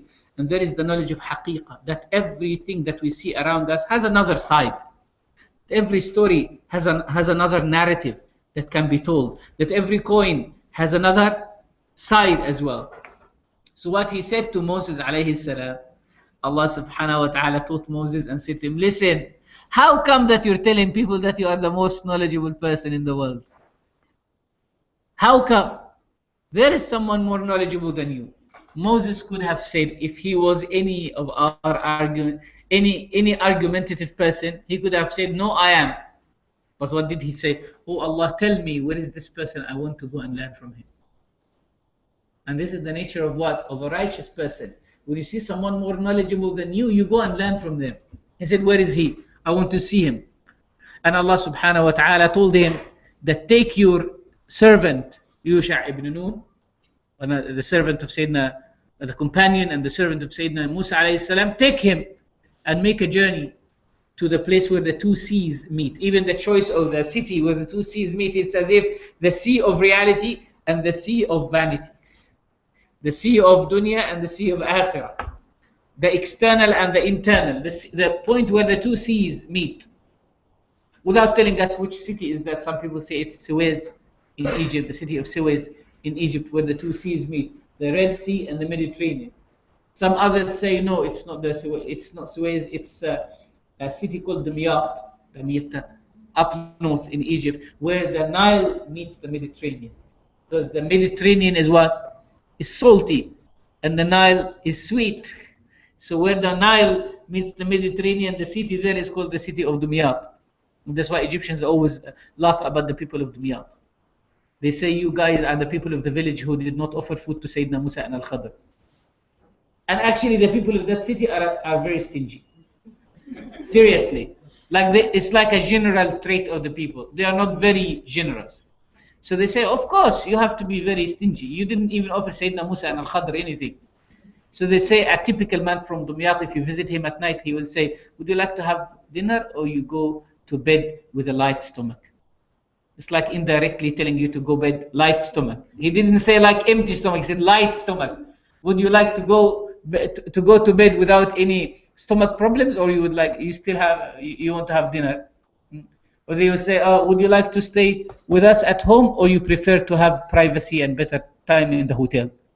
So it's an indirectly telling you to go to the hotel and then stay with them. Anyway, Sayyidina Musa went to that place and he asked Allah subhanahu wa ta'ala to give him a sign that he's meeting the person of the exact point where he will meet that individual. Allah subhanahu wa ta'ala said, take a whale or take a big fish, cut it into pieces, grill it, cut it into pieces, and put it in a bag, carry it with you. When that fish comes back to life and makes its way back to the sea, because that fish is what? Is dead now, right? Dead, cooked, grilled. When it makes its way back to life and goes back to the sea, that's where you are going to meet that individual. So Sayyidina Musa made his way and he relaxed a little bit. He had a nap on the way. And while he had his nap, his servant saw a miracle. He saw the fish coming out of the bag, making its way back to the sea. So it was very surprising, but he forgot it. And he continued his way. After some time, Moses said to him, can we have our lunch now? He said, oh, you know what? That fish that we put in the bag, at a certain point, it made its way. I forgot to tell you. The shaitan made me forget. Shaitan made me forget to tell you that what happened to the fish. He said, okay, let's follow our footsteps back to that point. When they went there, they found this man sitting there in a grassy place in a desert. The land was desert, but where he used to sit, there was grass. Grass in Arabic is called khadir. And that's why the man is called what? Khadir. Wherever he sits, grass will grow around him. So Sayyidina Musa alayhi salam asked to follow him. He said, هل أتبعك? Will you allow me to follow you? على أن تعلمني مما علمت رشدا. Can I follow you? So the context of this, and obviously he had 3 adventures with him. He couldn't have more than that. And Sayyidina Musa was not patient to know the realities of each scenario. And that's why it did not go beyond that. So the context that we're talking about here is, since the devil has refused to obey Allah due to arrogance, the surah wants to show us the opposite of that. Why is the whole story of Musa is brought into context? What has prevented shaitan from listening to Adam, from prostrating to Adam alayhi salam? Arrogance, isn't it? He was arrogant. He said, how can I prostrate to someone who is lower than me? The surah wants to show us an opposite of that. That there are individuals, when they are shown that someone is better than them, they lower themselves down. And they go and learn. So it showed us that righteous people don't disdain to continue learning. The righteous people will not stop learning even from someone who is lower than them. Actually, the scholars of hadith say, لا يعظم قدر الرجل حتى يحدث عمن هو دونه. That a person's status is not elevated until he is relating hadith from those who are lower than him. In hadith, a scholar is not considered a proper scholar until he is humble enough to narrate hadith from those who have knowledge, but they are younger than him. they are lower than him. They are not as famous as him. But because in knowledge, status does not stand. Allah subhanahu wa ta'ala might distribute knowledge to the most impoverished individual, and He elevates him with that knowledge. Al-Khalil ibn Ahmad al-Farahidi rahimahullah was one of the great scholars of all times. He is the teacher of Sibawayh, the father of Arabic language. Al-Khalil ibn Ahmad was a very simple man. He used to live in a hut outside Baghdad. A hut by the sea, by the seaside, living on something like 2p every day. The students of Al-Khalil ibn Ahmad who learned with him, his own students, used to go and work for the ministers and top people of the state and get fortunes, and they were living in palaces. And Al-Khalil ibn Ahmad led a very impoverished life, and he was content with that. He was very happy. And his main focus was knowledge, nothing else. He was so obsessed with knowledge that his death is a story. His death is a very strange story. He was busy with an Arabic grammatical issue, and he was thinking deeply about it, and it was Asr time. So he ran to the masjid while still thinking about that issue. Entered the masjid, there was a big pillar in the masjid, he hit his head to the wall, fell dead. He fell dead. While what? Thinking about that issue. It took him so much that he didn't know where he is going. Right? Going where he is looking. Yeah, he didn't know where he is going, and he didn't observe anything. He was not aware of his surroundings. And this man led a very simple life. So Allah subhanahu wa ta'ala, when Allah gives knowledge, it doesn't matter what is your status, which family you're coming from, who is your father, who is your mother, which area of the city you live in, which country you're living in. And a real righteous person learns from whoever has knowledge, regardless. So Allah subhanahu wa ta'ala wanted to show us that arrogance is the main barrier between you and learning. That arrogance is what deceives people. So righteous people will not disdain to learn and to continue learning. It's a hidden invitation as well to Banu Israel, because this story was not mentioned in was not told by Banu Israel, by the children of Israel, by their rabbis to the masses. So when the rabbis, so the whole story about Suratul Kahf is that the people of Quraysh wanted to challenge the Prophet ﷺ, and they were unable to challenge him. So they said, let's go to Medina to speak to the Jews and get some questions from them. So they went there and they said to them, ask him 4 questions. One question was about young people who had to leave their city and resort to a cave. What was their story? The second one was about a king who traveled the world and ruled the 2 ends of the world. What is his story? And the third one was about Moses meeting a man. What happened when he met that man who took him into a journey? What happened? And the fourth one was ask him about the spirit, the soul. What is the soul? What is the substance of the soul? So Sayyidina Rasulullah sallallahu alayhi wa sallam, when he received the answers, the 3 answers to the 3 questions are here. As for the one about the soul, it is in Surah Al-Isra. It tells them, وَيَسْأَلُونَكَ عَنِ الرُّوحِ, they ask you, they question you about the soul, say, مِنْ أَمْرِ رَبِّي, say it's from the command of my Lord. So it is an invitation to Banu Israel to what? To show what they have, to tell the stories of the Torah. Now, if we want to look into this cave, the cave of Moses and Al-Khadr alayhi salam, we need to have some guidelines. 1, gifts may be hidden in tests. Allah subhanahu wa ta'ala might test you, but in fact that test is a gift. 2, you got to be serious in seeking knowledge. Sayyidina Musa said what? لا أبرح حتى أبلغ مجمع البحرين أو أمضي حقبة. I will not rest until I reach the place where the 2 seas meet, even if it takes me years. Meaning, I'm going to seek this knowledge. Even if it takes me years to go and seek it, I will walk these years. I will travel as far as it takes to seek knowledge. If you really want to learn properly, ABC of seeking knowledge is what? To travel distances. and to be keen, be serious in your seeking. 3, the meeting of the two seas is a symbol of the nature of the story, that the story brings two individuals. One is a man of legal law, Moses, a prophet, who tells people lawful and unlawful, who tells people do this and do that, and a man who talks about the realities of things, Al-Khadr. It brings two seas. Each one of them is an ocean in his own accord. Moses is a great prophet, a great lawgiver who speaks in the name of God. Al-Khadr is a great man of reality who tells always the other side of the story, who knows something that was gifted to him by Allah, as described, وَعَلَّمْنَاهُ مِن لَدُنَّا عِلْمًا. We taught him from our knowledge, the special knowledge. So it's like meeting of the two oceans. For accompanying people who trust you.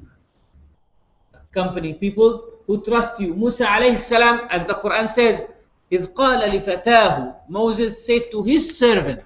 He did not say to any of Banu Israel. He did not pick up anyone from Banu Israel and say, come with me. He said, no. I'll bring my own servant with me. Yusha ibn Nun. And who is that Yusha ibn Nun? Who is that servant of Moses? Who is that man, Yusha ibn Nun? They said he was the companion of Sayyidina Musa, learning directly from him. And after Sayyidina Musa, he became a prophet. Allah chose him as a prophet. Yusha ibn Nun was a prophet. He lived 110 years and he became a prophet after Moses, and he organized the affairs of Banu Israel and he led them outside the diaspora. We all know that the people of Banu Israel lived in diaspora in loss in Sinai for 40 years because they refused to enter the Holy Land. Who led them outside?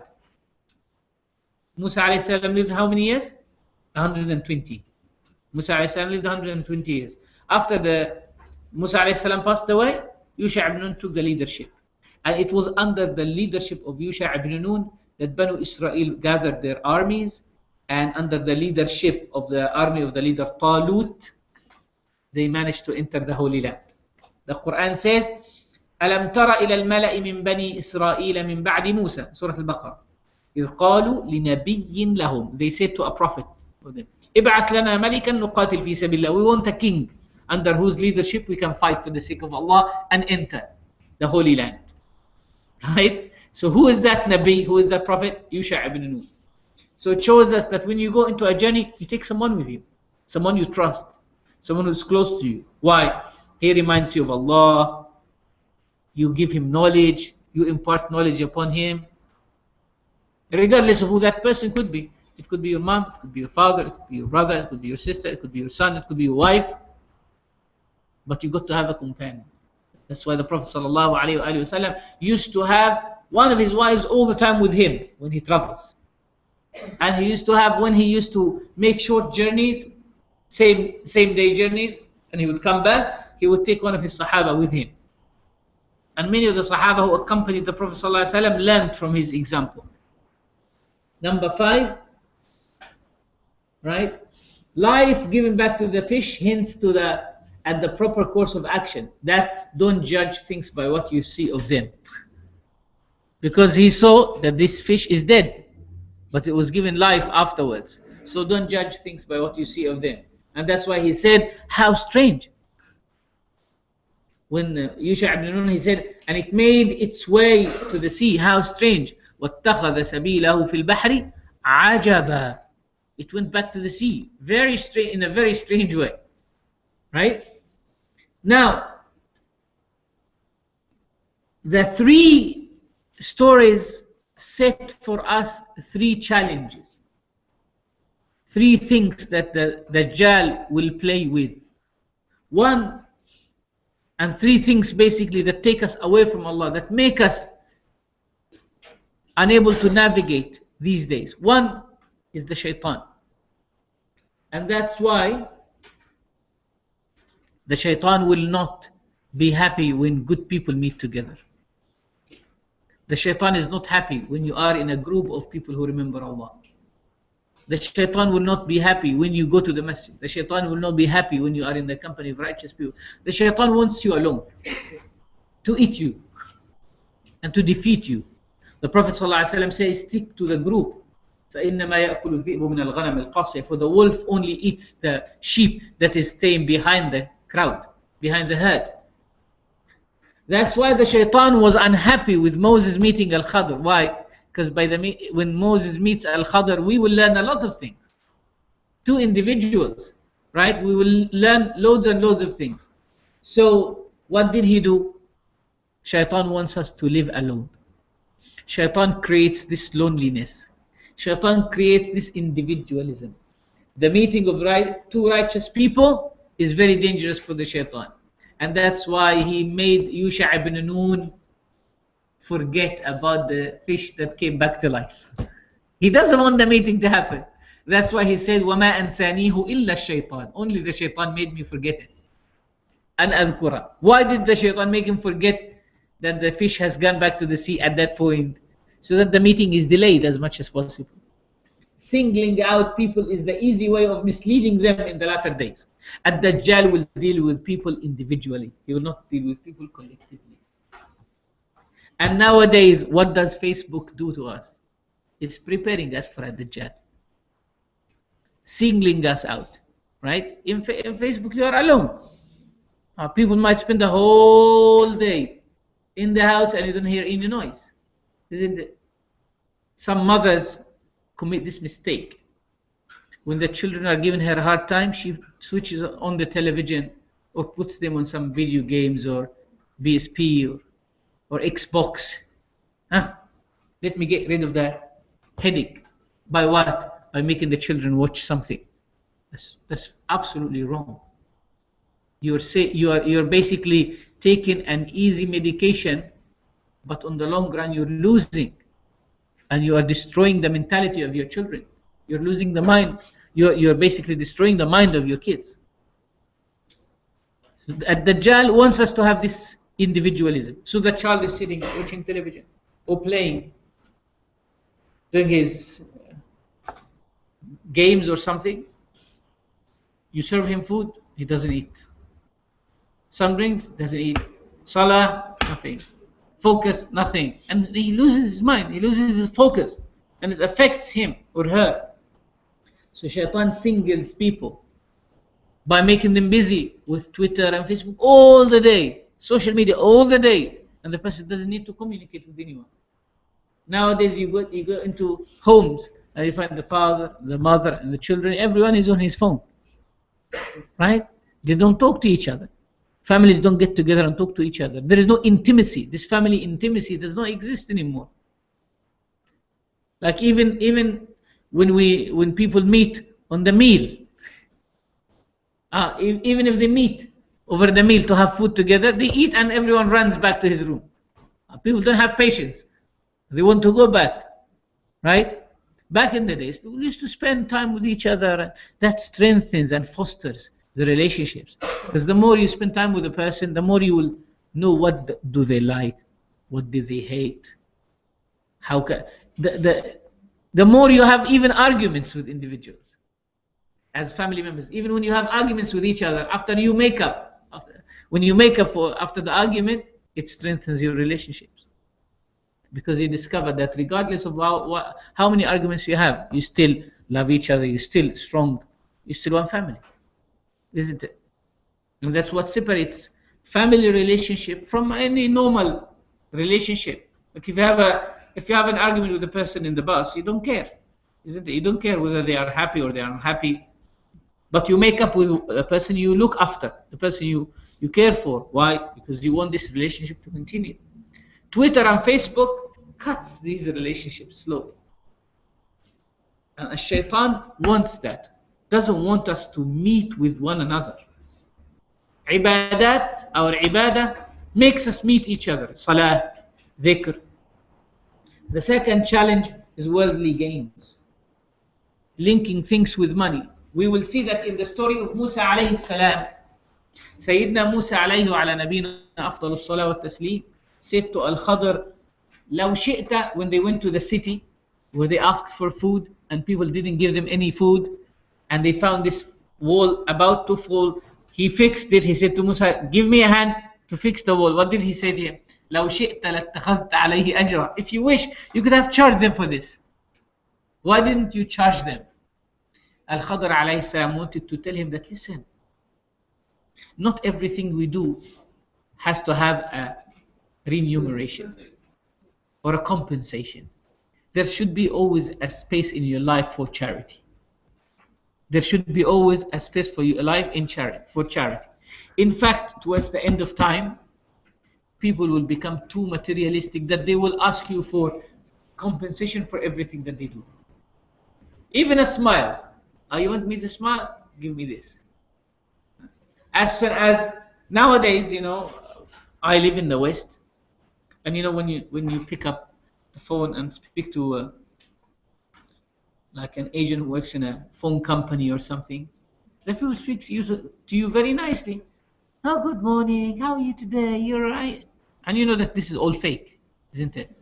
When they say how are you, it doesn't mean how are you, isn't it? Doesn't mean how are you. It's part and parcel of their job. There is like a set of questions they have to ask every individual. Even if,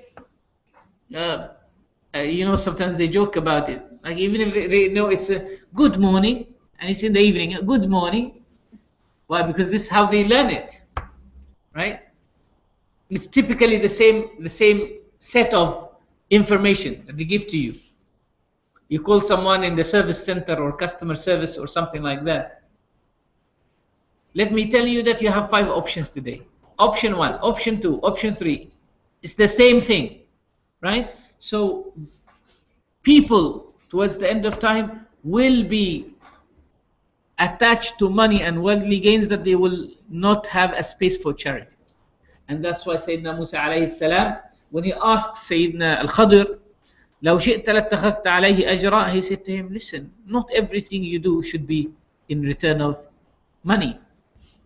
Linking everything with money, compensation, leads to what? Selfishness. If I don't get, I will not give. Disappearance of charity. Latter day spirit. If you had wished, you could have taken payment for doing that. That's the latter day spirit. That is the spirit of these days. That my time has a value. My smile has a value. Everything has a value. No. There is always a space to give without expecting to get anything in this dunya, to get in akhirah. And the third challenge is ego. So the first challenge is shaitan. The second challenge is what? Dunya. The third challenge is what? Your ego. People make claims. And that was the first thing Sayyidina Musa alayhi salam did. What was that? He said, I'm the most knowledgeable person in the world. That's a claim. Right? That's a claim. How do you know that you are the most knowledgeable person in the world? So he was taught. Second is harshness. Sometimes because we're harsh, we don't see the beauty in people. Sometimes because we're harsh, we lose situations. Sometimes because we're harsh, we're unable to manage our temper. Because we're harsh, we're unable to deal with people in a better way. So Sayyidina Musa alayhi salam was taught that Allah subhanahu wa ta'ala has gifted Al-Khadr something. Possibly Sayyidina Musa alayhi salam was a bit rough with Banu Israel because they gave him hard time. In fact, the Prophet sallallahu alayhi wasallam described Musa as someone who had a very rough face. When he described him in Laylat al-Isra al-Mi'raj, said, وَأُرِيتُ Musa, and I saw Moses. فَكَأَنَّهُ رَجُلٌ مِنْ أَزَدِ شَنُوءَ. He was a man from the tribe called Azad Shanu'a. And these people were known to have very rough features.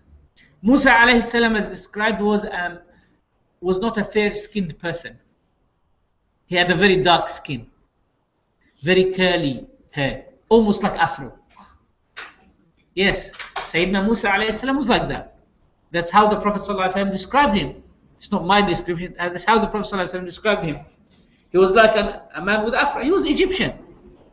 Yes, he was from Banu Israel, but he was born and raised in what? In Egypt, old Egypt. And up until this day, the people from Upper Egypt have very dark skin. And people even from Northern Egypt, who are originally indigenous Egyptians, have very dark skin. So Sayyidina Musa alayhi salam had dark skin. The Prophet sallallahu alaihi wasallam said, Mashquq al-shafa. His shafa, his lip, was cut. He had a cut in his lip. Very rough features. Why? This is how he had to deal with Banu Israel. This man traveled more than 1,000 kilometers on foot. You know, Sayyidina Musa alayhi salam traveled from the capital of Egypt to Sinai, and then to the land of Madian, which is nowadays Jordan, northern parts of Saudi Arabia. He traveled on foot until his na'al, his sandals, were worn out from walking. Not only that, but his skin, the skin of his feet was worn out, and he was bleeding. This is a man who went through thick and thin and difficulties. So he looked like that. So possibly that made him a little bit rough. Sometimes people, because of what they have come across in their lives, they become a bit rough. They take courses of action even subconsciously. So Allah subhanahu wa ta'ala wanted to balance this roughness with absolute mercy. آتَيْنَاهُ رَحْمَةً مِّنْ عِنْدِنَا. So what did he give Al-Khadir? Rahmatan, mercy. Allah said we gave him mercy from us. وَعَلَّمْنَاهُ مِن لَدُنَّا عِلْمًا. So the ego leads you to claims. Ego leads you to be a bit harsh. Ego makes you say, I know something, or you judge something without knowing its reality. Because of your ego, you judge it. And that's what Allah subhanahu wa ta'ala said, وَعَلَّمْنَاهُ about Al-Khadr. وَعَلَّمْنَاهُ, we taught him. Not وَتَعَلَّمَ, not he learned. No, وَعَلَّمْنَاهُ. So we taught him the realities of things. So there is a difference between learning on your own and learning, being taught by a teacher. The teacher will show you the realities of things that he knows, as he knows them. But if you learn on your own, it will take you ages and you will never be able to achieve what you would have achieved with a teacher. And number 4, he had willingness. Look at that. Willingness to lead, not to be led. Sometimes the nafs stops you from following others or from learning. Why? Because you don't want to be led. I want to be the leader. How would you want me to follow this person? I don't want to follow anyone. Sayyidina Musa alayhi salam broke his ego. He humbled himself by saying, هَلْ أَتَّبِعُكَ. When he met Al-Khadir, he said, may I follow you? Will you allow me to follow you? Those who don't want to follow, they will never be followed. Those who don't want to follow teachers, they will never be followed. Right? And finally, patience. These are 5 things that normally are caused by the ego and stop you from benefiting from others. Lack of patience. When you don't have patience, I want to know this, I want to have. Sayyidina Musa alayhi salam broke all these 4 of these 5. He managed to deal with them. He humbled himself. He gave up the claim that he's the most knowledgeable person. He had a bit of mercy. He had this, he had that. He said, well, I don't know. The only one thing that was still lingering at the back of his heart was what? Patience. He could not overcome that. So every time Al-Khadir alayhi salam does something, he would say, why did you do this? Why did you do this? So Al-Khadir said to him, listen, part and parcel of learning. Actually, Al-Khadir highlighted to him at the very beginning that your barrier of seeking knowledge is lack of patience. قال إنك لن تستطيع معي صبرا. You won't be able to observe patience with me. You won't be patient with me. قال ستجدني إن شاء الله صابرا. You will find me inshallah a patient person. Inshallah, I'll try my best. ولا أعصي لك أمرا. And I will not disobey you. And he did not disobey him, but he was unable to be patient. That's why Sayyidina Rasulullah sallallahu alayhi wasallam, after reciting Suratul Kahf and telling the Sahaba the story in a very long hadith mentioned in Al-Bukhari, he said, Rahim Allahu Musa. May Allah have mercy upon Musa. لو كان صبر. If only he could have been a little bit more patient, we would have learned more. The stories wouldn't have been only 3. Would have been even more and more and more. Imagine, only with 3 stories we are taking all these information, all these benefits. Imagine if he had another encounter, and a 4th, 5th, 6th, 7th, and 20 encounters. But subhanallah, now we can't even visualize them. We can't even imagine them. We can't even write a fantasy about what would have been the expected scenario at the following encounter. Right? These encounters of of Al-Khadr with other people. Why? Because this is a knowledge that is given to him only by Allah subhanahu wa ta'ala. So none of us can actually visualize it. So he said to him, you will not be able to bear with me patiently. So what did Musa alayhi salam, have with Al-Khadr? Now, he was contentious. He had this contention. Why did you kill the child? Why did you damage the city? Why did you fix the wall? And through this story, we learn also the etiquettes of the seeker of knowledge. A student of knowledge has to have, number one, has to have longing for seeking, has to have zeal for knowledge. The more zeal you have, the more the longer your stay in seeking knowledge will be. He said, I will travel for ages for seeking knowledge. Second, company, having company of other students, having company of righteous people, studying in the company of students or in the company of a teacher. Why? Because that prevents you from laziness. When you are by yourself, you'll be lazy. 3, clear yourself from your occupations. Sometimes when we seek knowledge, brothers and sisters, we still have so many things at the same time. I want to do this and this and this and this. Knowledge requires you to relinquish from everything and be a full-time student. If you're not going to be a full-time student, you will be what? You will be, they call it, knowledge tourists. Like a tourist. You're just sightseeing here and there. That's not knowledge. That's why I personally don't call people my students unless they have spent a good number of years with me. So in reality, if I apply this, none of you can be my student. And please don't claim that you are my student, please. Because I don't consider anyone to be my student unless he spends proper good 5-6 years with me. Because this is studentship. Right? Learning directly from the teacher, reading proper books with the teacher, finishing proper books with the teacher, being in his company until the person learns from him, possibly even adopting his language and his body language sometimes, as we did with our teachers. Other than that, you can say, I learned from this person. You can say, yes, I learned from this person and I benefit from their knowledge, but I can't say that I'm his student. He's one of my teachers, yes, but I can't say that he's my what? Student. So clearing, one part and parcel of seeking knowledge is to clear yourself from anything that distracts you from knowledge. What did Sayyidina Musa say? He said, bring our food. When you have empty stomach and you want to eat, you will not be thinking clearly. When you seek knowledge, right? And when you bring food to the class, you will not be thinking clearly as well, because you will be munching on your food and looking at the teacher, right? When you come to the class, you're not supposed to have food in the class, to eat when the teacher is explaining, right? And at the same time, you're not supposed to come with an empty stomach. You should not fill your stomach, eat properly. Don't fill your stomach, because if you fill your stomach, you come and sleep. So you replace your noise of eating with your noise of sleeping. You snore in the class.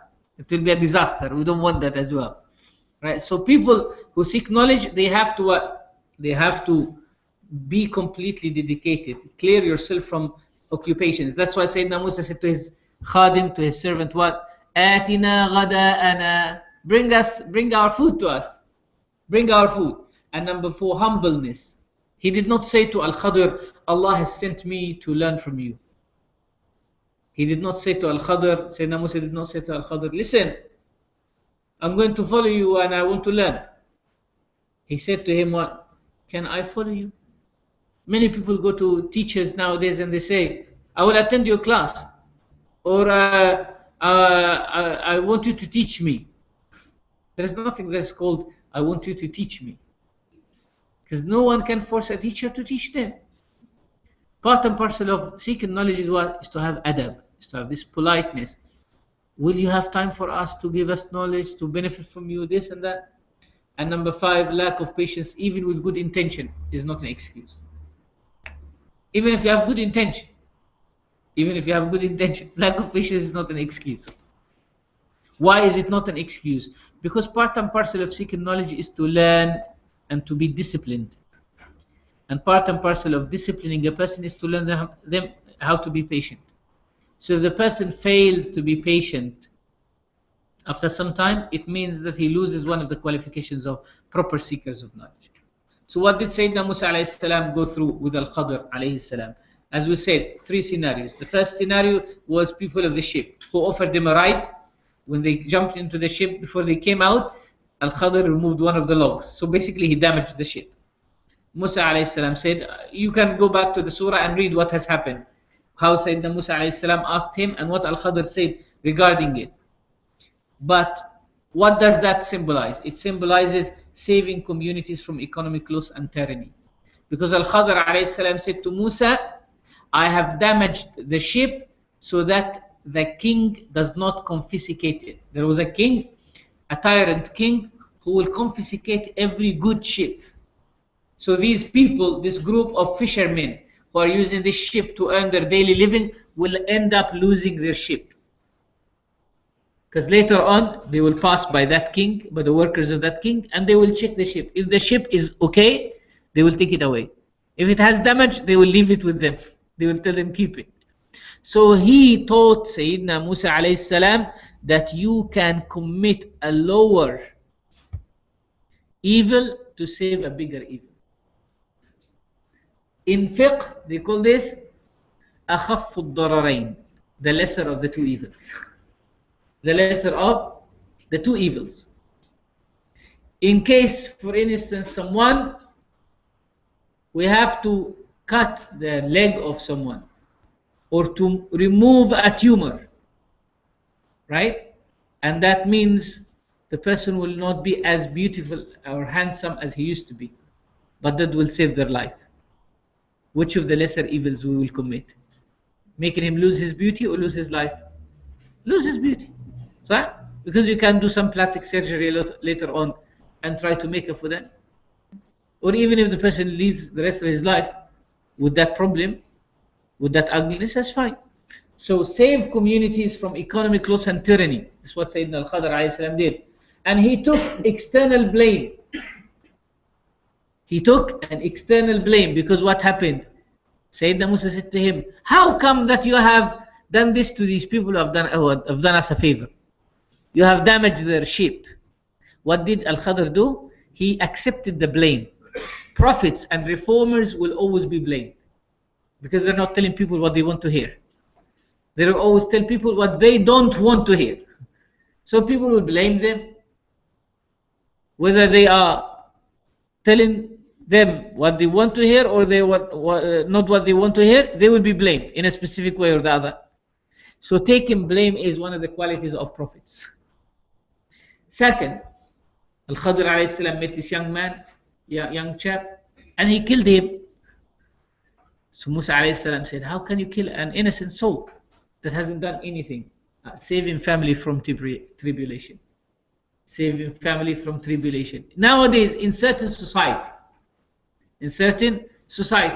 when some governments know that a specific individual is very dangerous for the society, what do? They stop him from moving around. They cripple his movement. You can't leave this vicinity. 24 hours you have to remain there. Why? Because so some people will come and say, how come that you are stopping this person from living his normal life and having his full freedom? It's saving the society. Saving the society takes priority over saving individuals. Yes, individuals are parts of the society. A society is built on what? Is built on individuals. But once we have a society, if the existence of one specific individual means definitely causing trouble to the society, then we give priority to what? To the society. So if some hate preachers appear in a society, for instance, they're going to cause what? Fitna.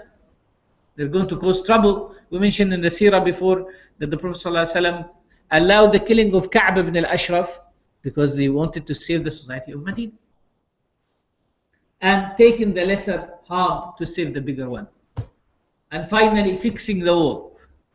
Khadr alayhi salam entered that city and he found a wall there and he tried to fix it. So Musa alayhi said to him, how come that you're fixing a wall in a city that offered us no food? So Al-Khadr alayhi said, وَكَانَ أَبُوهُمَا صَالِحًا. The father of these two children, that wall belonged to two orphans. Belonged to two orphans, two orphan children.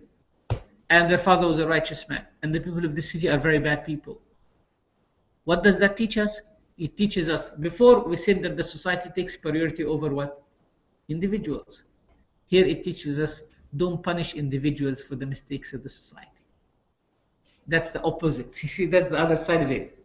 When you are in a situation where you have to save a society, save the society. But when you are in a corrupt society, don't tarnish them with one painting brush. Don't say, you know what, all people in Singapore are bad people because I had a bad experience with one Singaporean, or two Singaporeans, or three Singaporeans. Don't say all the fruit in Singaporean are really ugly because you had an experience with durian. There could be other fruits that are much better, right? Yeah, durian is an exception. It's an exception. Allah subhanahu wa ta'ala doesn't give good things all the time. So it's a combination of both. So don't tarnish a whole society because of one individual. You had a bad experience with a Muslim, then you say all Muslims are bad. You entered into a city and say some people mistreated you, you say all the people of that city are bad. No. Doing good deeds as well, you should do good deeds without expectations. When you do good deeds, do them without expectations. And bear in mind that whatever you do will remain for the future generations. Whatever you do as a father, even if you are not paid for it, even if people don't appreciate it, it will be given back to you later on. They say, the commentators say, that these two orphans whom Allah subhanahu wa ta'ala sent Al-Khadr to fix their own wall, they were the children of a righteous man. You know which of their fathers was the righteous man? Their 9th grandfather. 9 generations up. They said that 9 generations up, there was a man, one of their grandfathers, who was a righteous person. Led a life of righteousness, he served people. And because of his righteousness, Allah subhanahu wa ta'ala sent some individuals, strangers, down the line, 9 generations down, to fix the wall and protect the treasure, the inheritance of his grandchildren. So whatever a father does, even if he's not paid for it now, his children will be paid for it later on in the future. Cave 4, I know that I'm keeping you, it's already 7 o'clock, but we started about half an hour late. So we'll make up for the half an hour, inshallah. Possibly even 15 minutes. The last cave is called the cave of Dhul Qarnayn. Bear in mind that this surah started with the story of young people persecuted by a tyrannical king. It is now ending with the story of some people enjoying the company of a righteous, good king. Who is that? Dhul Qarnayn. This king, whose name we don't know, we just know that his name was Dhul Qarnayn, or that his title was Dhul Qarnayn. Could be because he owned the two sides of the world. Qarn means horn. Or possibly because he had a helmet that has got 2 horns. Or possibly because he owned the 2 sides of the world. Other different reasons for calling him Dhul Qarnayn. Anyway, the people of the cave were persecuted by an unjust king, who persecuted people for their religious beliefs. And people need to see the image of a righteous king. What does righteous kingdom do to people? And what does tyrannical rulers do to people? The Dajjal will spread mischief in the land, isn't it? He will come and destroy the earth. While a righteous ruler, people of Allah, believing individuals, they spread goodness in the land. Wherever they go, they build societies. Wherever they go, they administer justice. They construct the earth. The main objective of a believer is to build civilizations and purify the self. They say that there are 3 objectives of our existence. Ibadatullah wa imaratul akwan, ibadatul dayan wa imaratul akwan wa tathirul insan. Purifying the self, building the universe, obeying the creator. Obeying the creator, building the universe, and purifying the self. These are the three objectives for which Allah subhanahu wa ta'ala has created us. When we look at that, what did Dhul Qarnayn do? Dhul Qarnayn traveled, and we're not told about all his travels. We're just told about three of his journeys. In one journey, he met these people who were relaxed, who stayed in an urbanized society. They were very relaxed. They had all the resources that they needed. And he was told, what shall you do with these people? He said, I will administer justice between them. Whoever does injustice, we will punish him. And whoever is obeying the law, we will be good to him. As the Quran describes him, he was established in the land. He had power. Allah gave him the means. So he used what Allah has given him to fulfill what Allah wants from him. He used what Allah subhanahu wa ta'ala has given him to fulfill what Allah subhanahu wa ta'ala wants from him. He realized that there is good in everything, that there is no society that's free from goodness. In every society there is goodness. He realized that he should explore as much as he can. He should travel and explore himself and explore the society and explore the earth and explore different societies. Even those whom he cannot communicate with, he should try his best to see what is his responsibility towards these people. So what he did, when he came across these people, as Allah subhanahu wa ta'ala says, حَتَّى إِذَا بَلَغَ مَغْرِبَ الشَّمْسِ وَجَدَهَا تَغْرُبُ فِي عَيْنِ الْحَمَامِ. When he came to a place where the sun sets, he realized that there is a community of people there, well established. They have their own civilization. Everything is available for them. So he said, I should administer justice between these individuals. They have already an established community. So he established justice between them. He rewarded the good doer and stopped injustice from others. Then he continued until he came across another group of people. These people, as the Quran describes them, they were unable to communicate their complaint to Dhul Qarnayn, and they were unable to understand his language. لا يكادون يفقهون قولا. They could not speak his language. They cannot understand him, nor can he understand them. So at the end, he tried, the commentators on the Quran, they give different scenarios. Some of them say that this is the first use of sign language in the world. That Dhul Qarnayn actually spoke with them in sign language. Some commentators say that Sayyidina Abdullah ibn Abbas says that he used sign language to communicate with them, which is very interesting thing, because there was nothing called sign language before, isn't it? This whole thing of sign language was not known to our ancestors, but Abdullah ibn Abbas, almost 1500 years ago, speaks in his tafsir about what sign language as being a way of usage used between Dhul Qarnayn and these people. So possibly he used sign language. Some other people say no, he actually used a translator, a local translator, or a person who came from a neighboring society who could understand, who could have an intermediate language. Just like when some people, for instance, speak Urdu and some speak Hindi, or some people speak Bengali and some others speak Hindi. There are some commonalities. You can understand. As an Arab, I can understand like 40% of Malay, because many of the Malay words are from Arab origins. People who live in neighboring countries, right? Like here, you speak Malay, and Indonesia, they speak Malay as well, but it's different dialects. So you still can communicate with each other. You can understand each other. So possibly he got an intermediary person who understood the language of these people, and he understood another civilized language, because these people did not live in civilization. So what did these people say to Dhul Qarnayn? These people said to Dhul Qarnayn, Inna Ya'juja wa Ma'juja mufsiduna fil ard. They complained about two tribes who spreading mischief in the land. They made them fearful. They could not function. They could not establish a society. And Dhul Qarnayn, at that point, he did not tell these people, are you believers? You're not believers. He did not say to them, are you administering? Do you have a system in place or not? Because it is as much as it is the responsibility of leaders to place justice in the land, it is the responsibility as well to protect people and provide for them. Nowadays we have Muslims who want to establish so-called Islamic societies and apply the punishments of people. But before you apply a punishment on an individual, you got to feed them.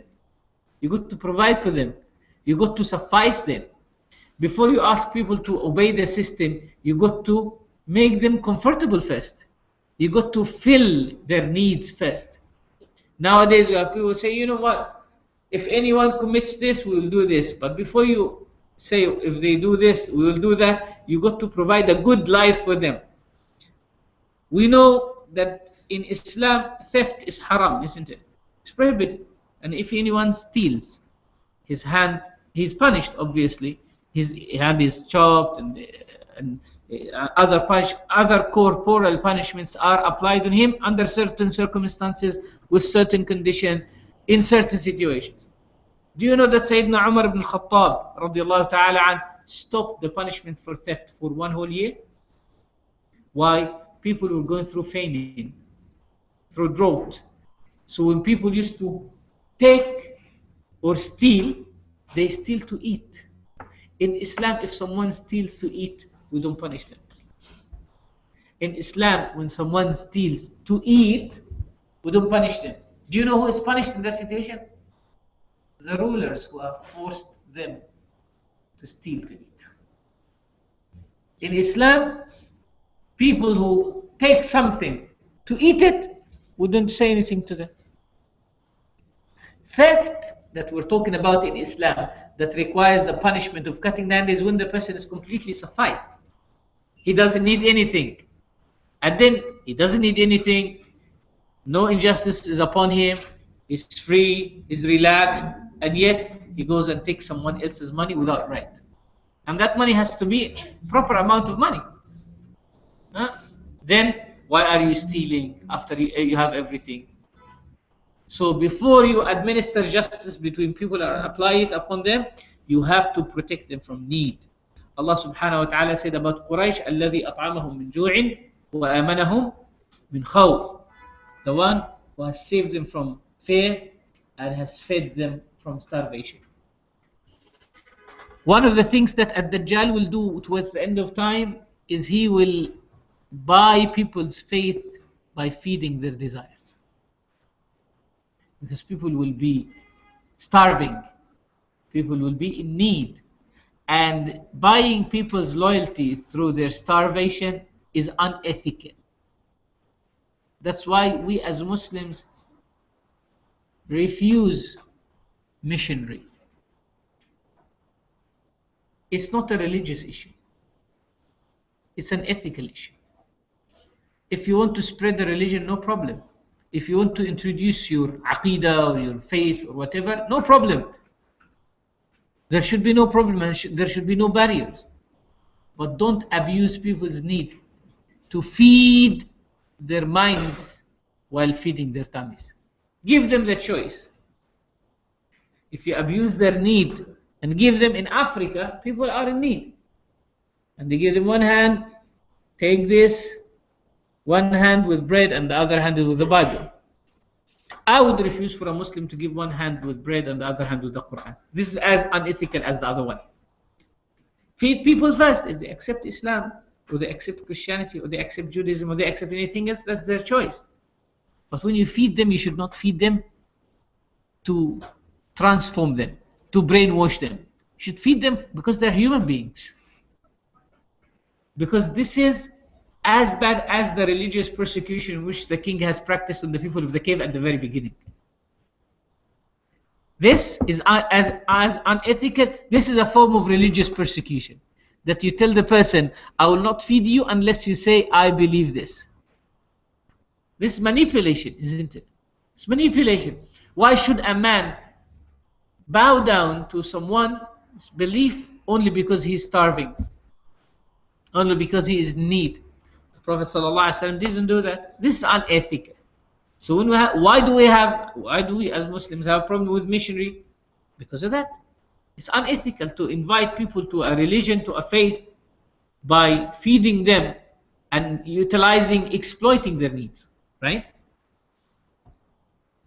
Moving from that, and Ad-Dajjal, as I said, will be using people's needs towards the end of time to convince them with certain things.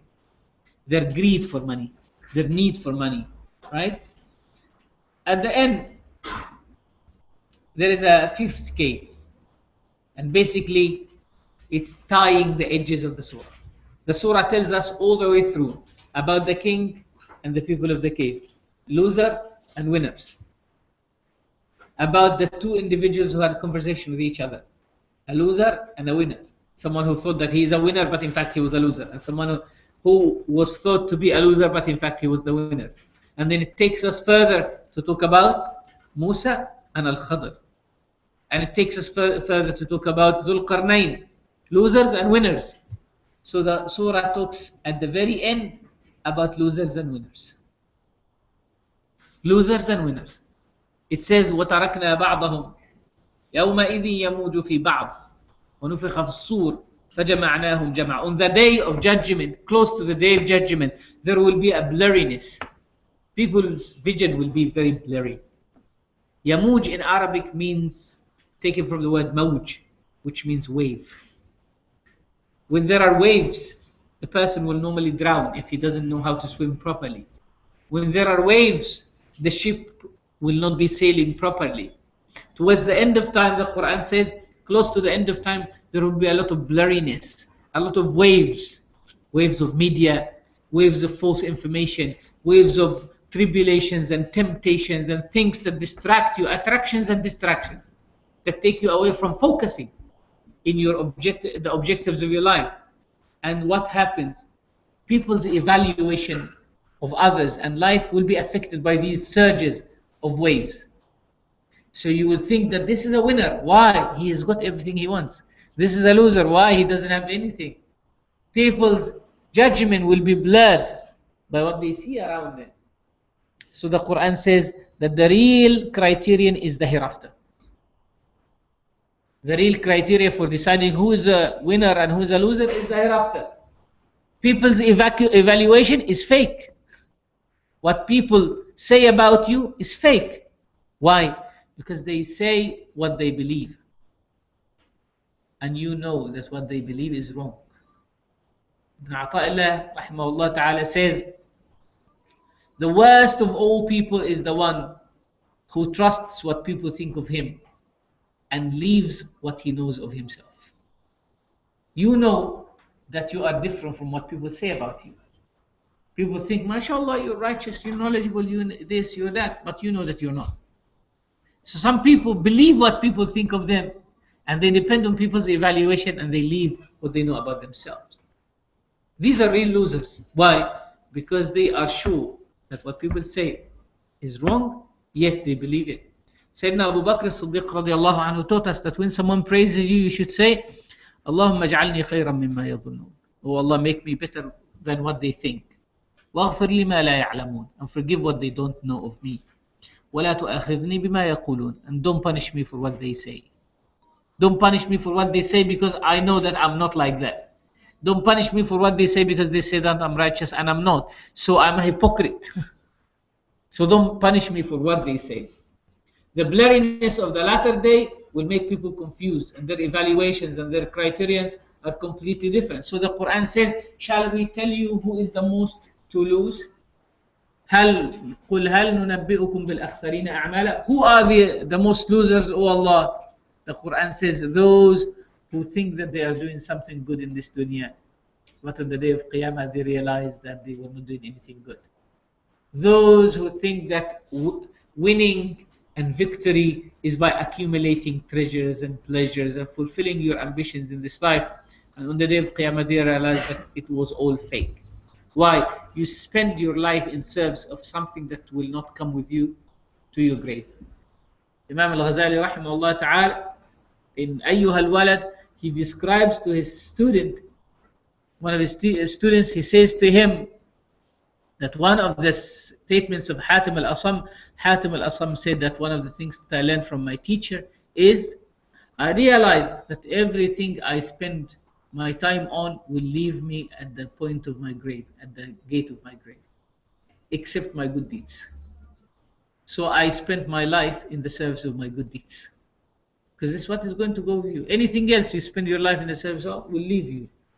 Those who believe, as the Quran says, tying the edges, the Quran says the abode of the believers is this. The abode of a believer is Jannah, not this dunya. So even if they suffer in this dunya, they don't care, because this is not what they are looking for. And the abode of disbelievers is fire. And that's why the real abode is where you are going to settle. The real home is your home where you will live permanently. But all of us in this life are not living in home. Where are we living?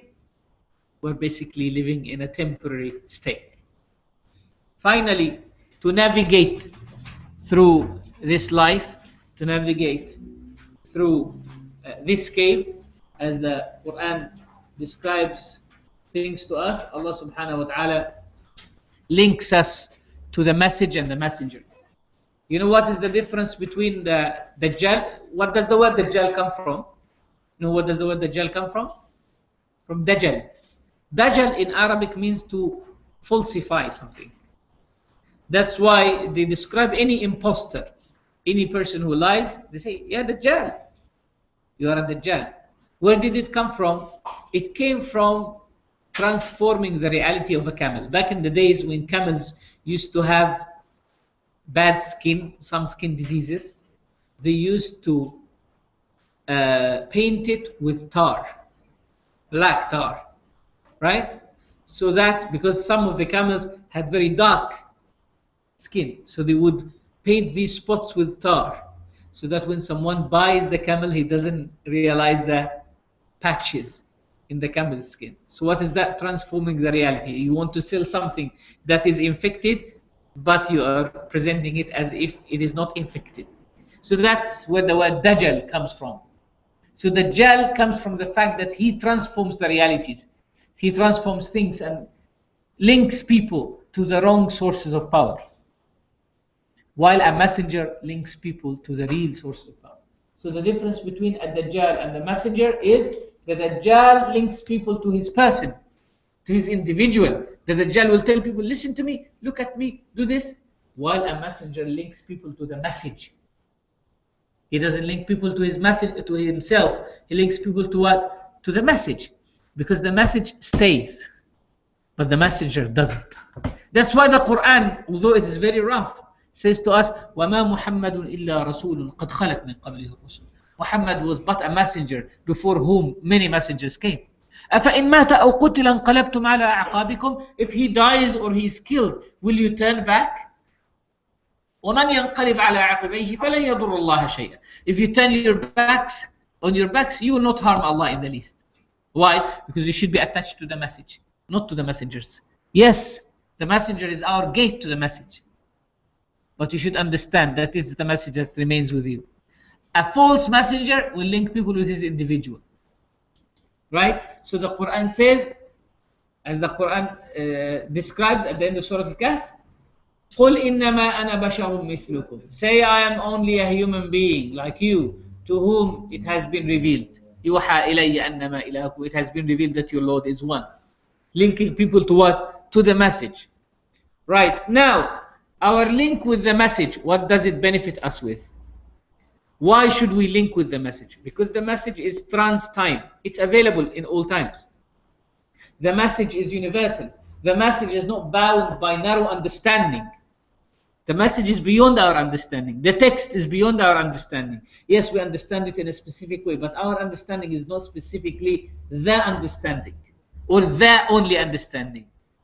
The message itself carries the components of vitality, flexibility, universality. It's pluralist, has pluralist interpretation. Many people can interpret in different ways. So it's flexible.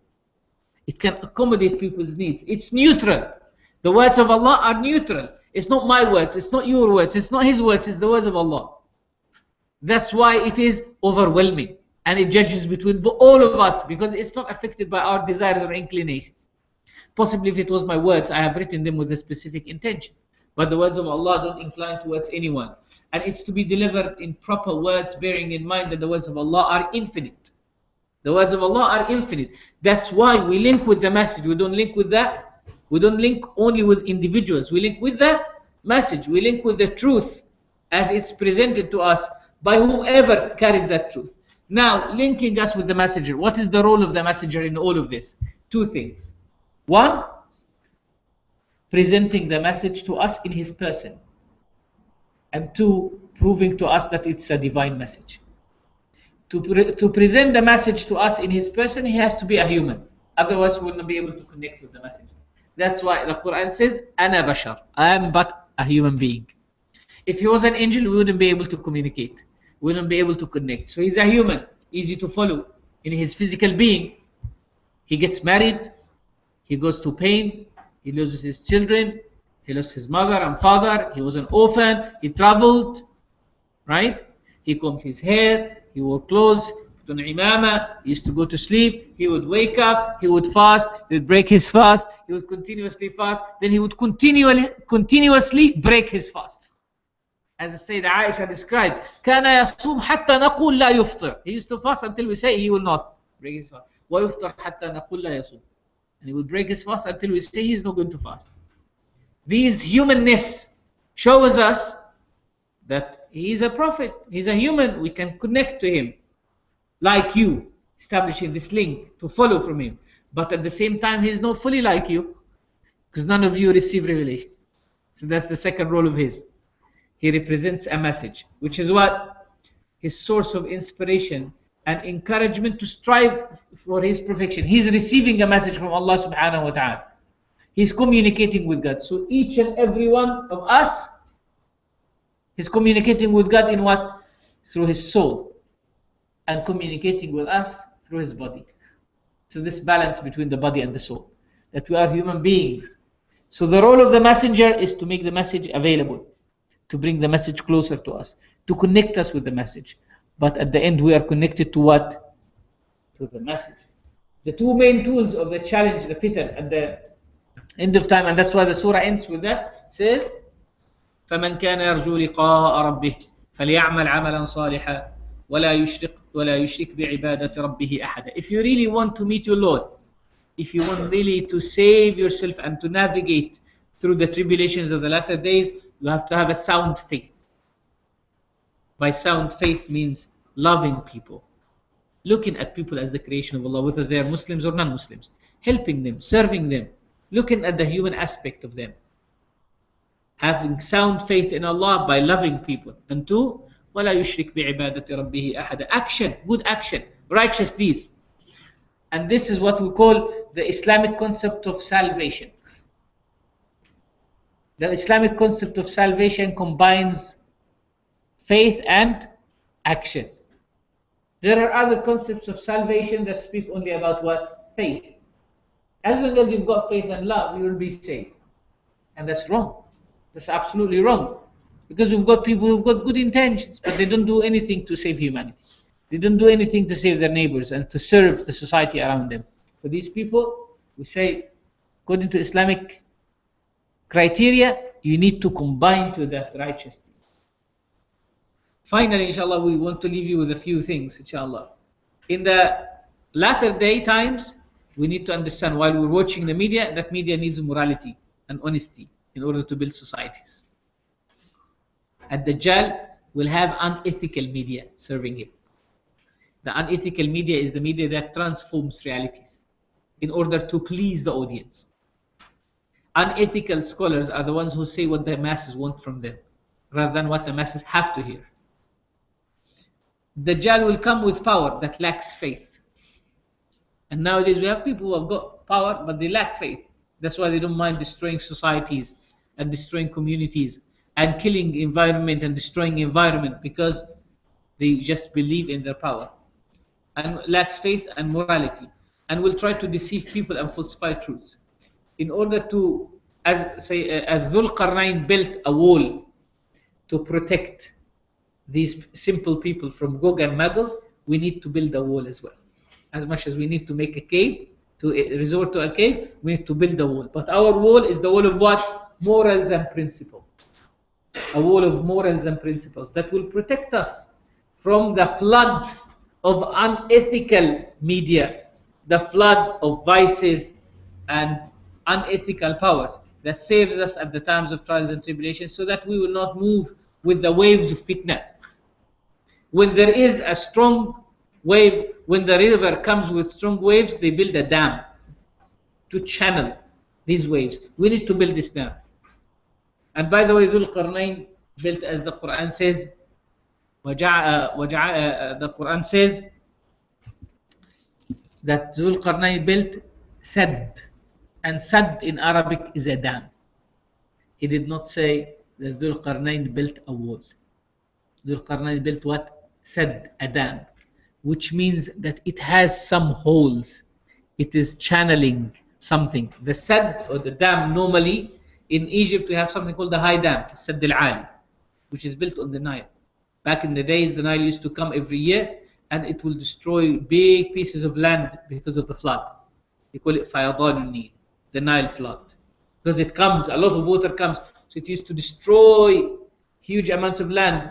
Huge amounts of land would be like soaked with water for 2-3 months every year. People are unable to cultivate it.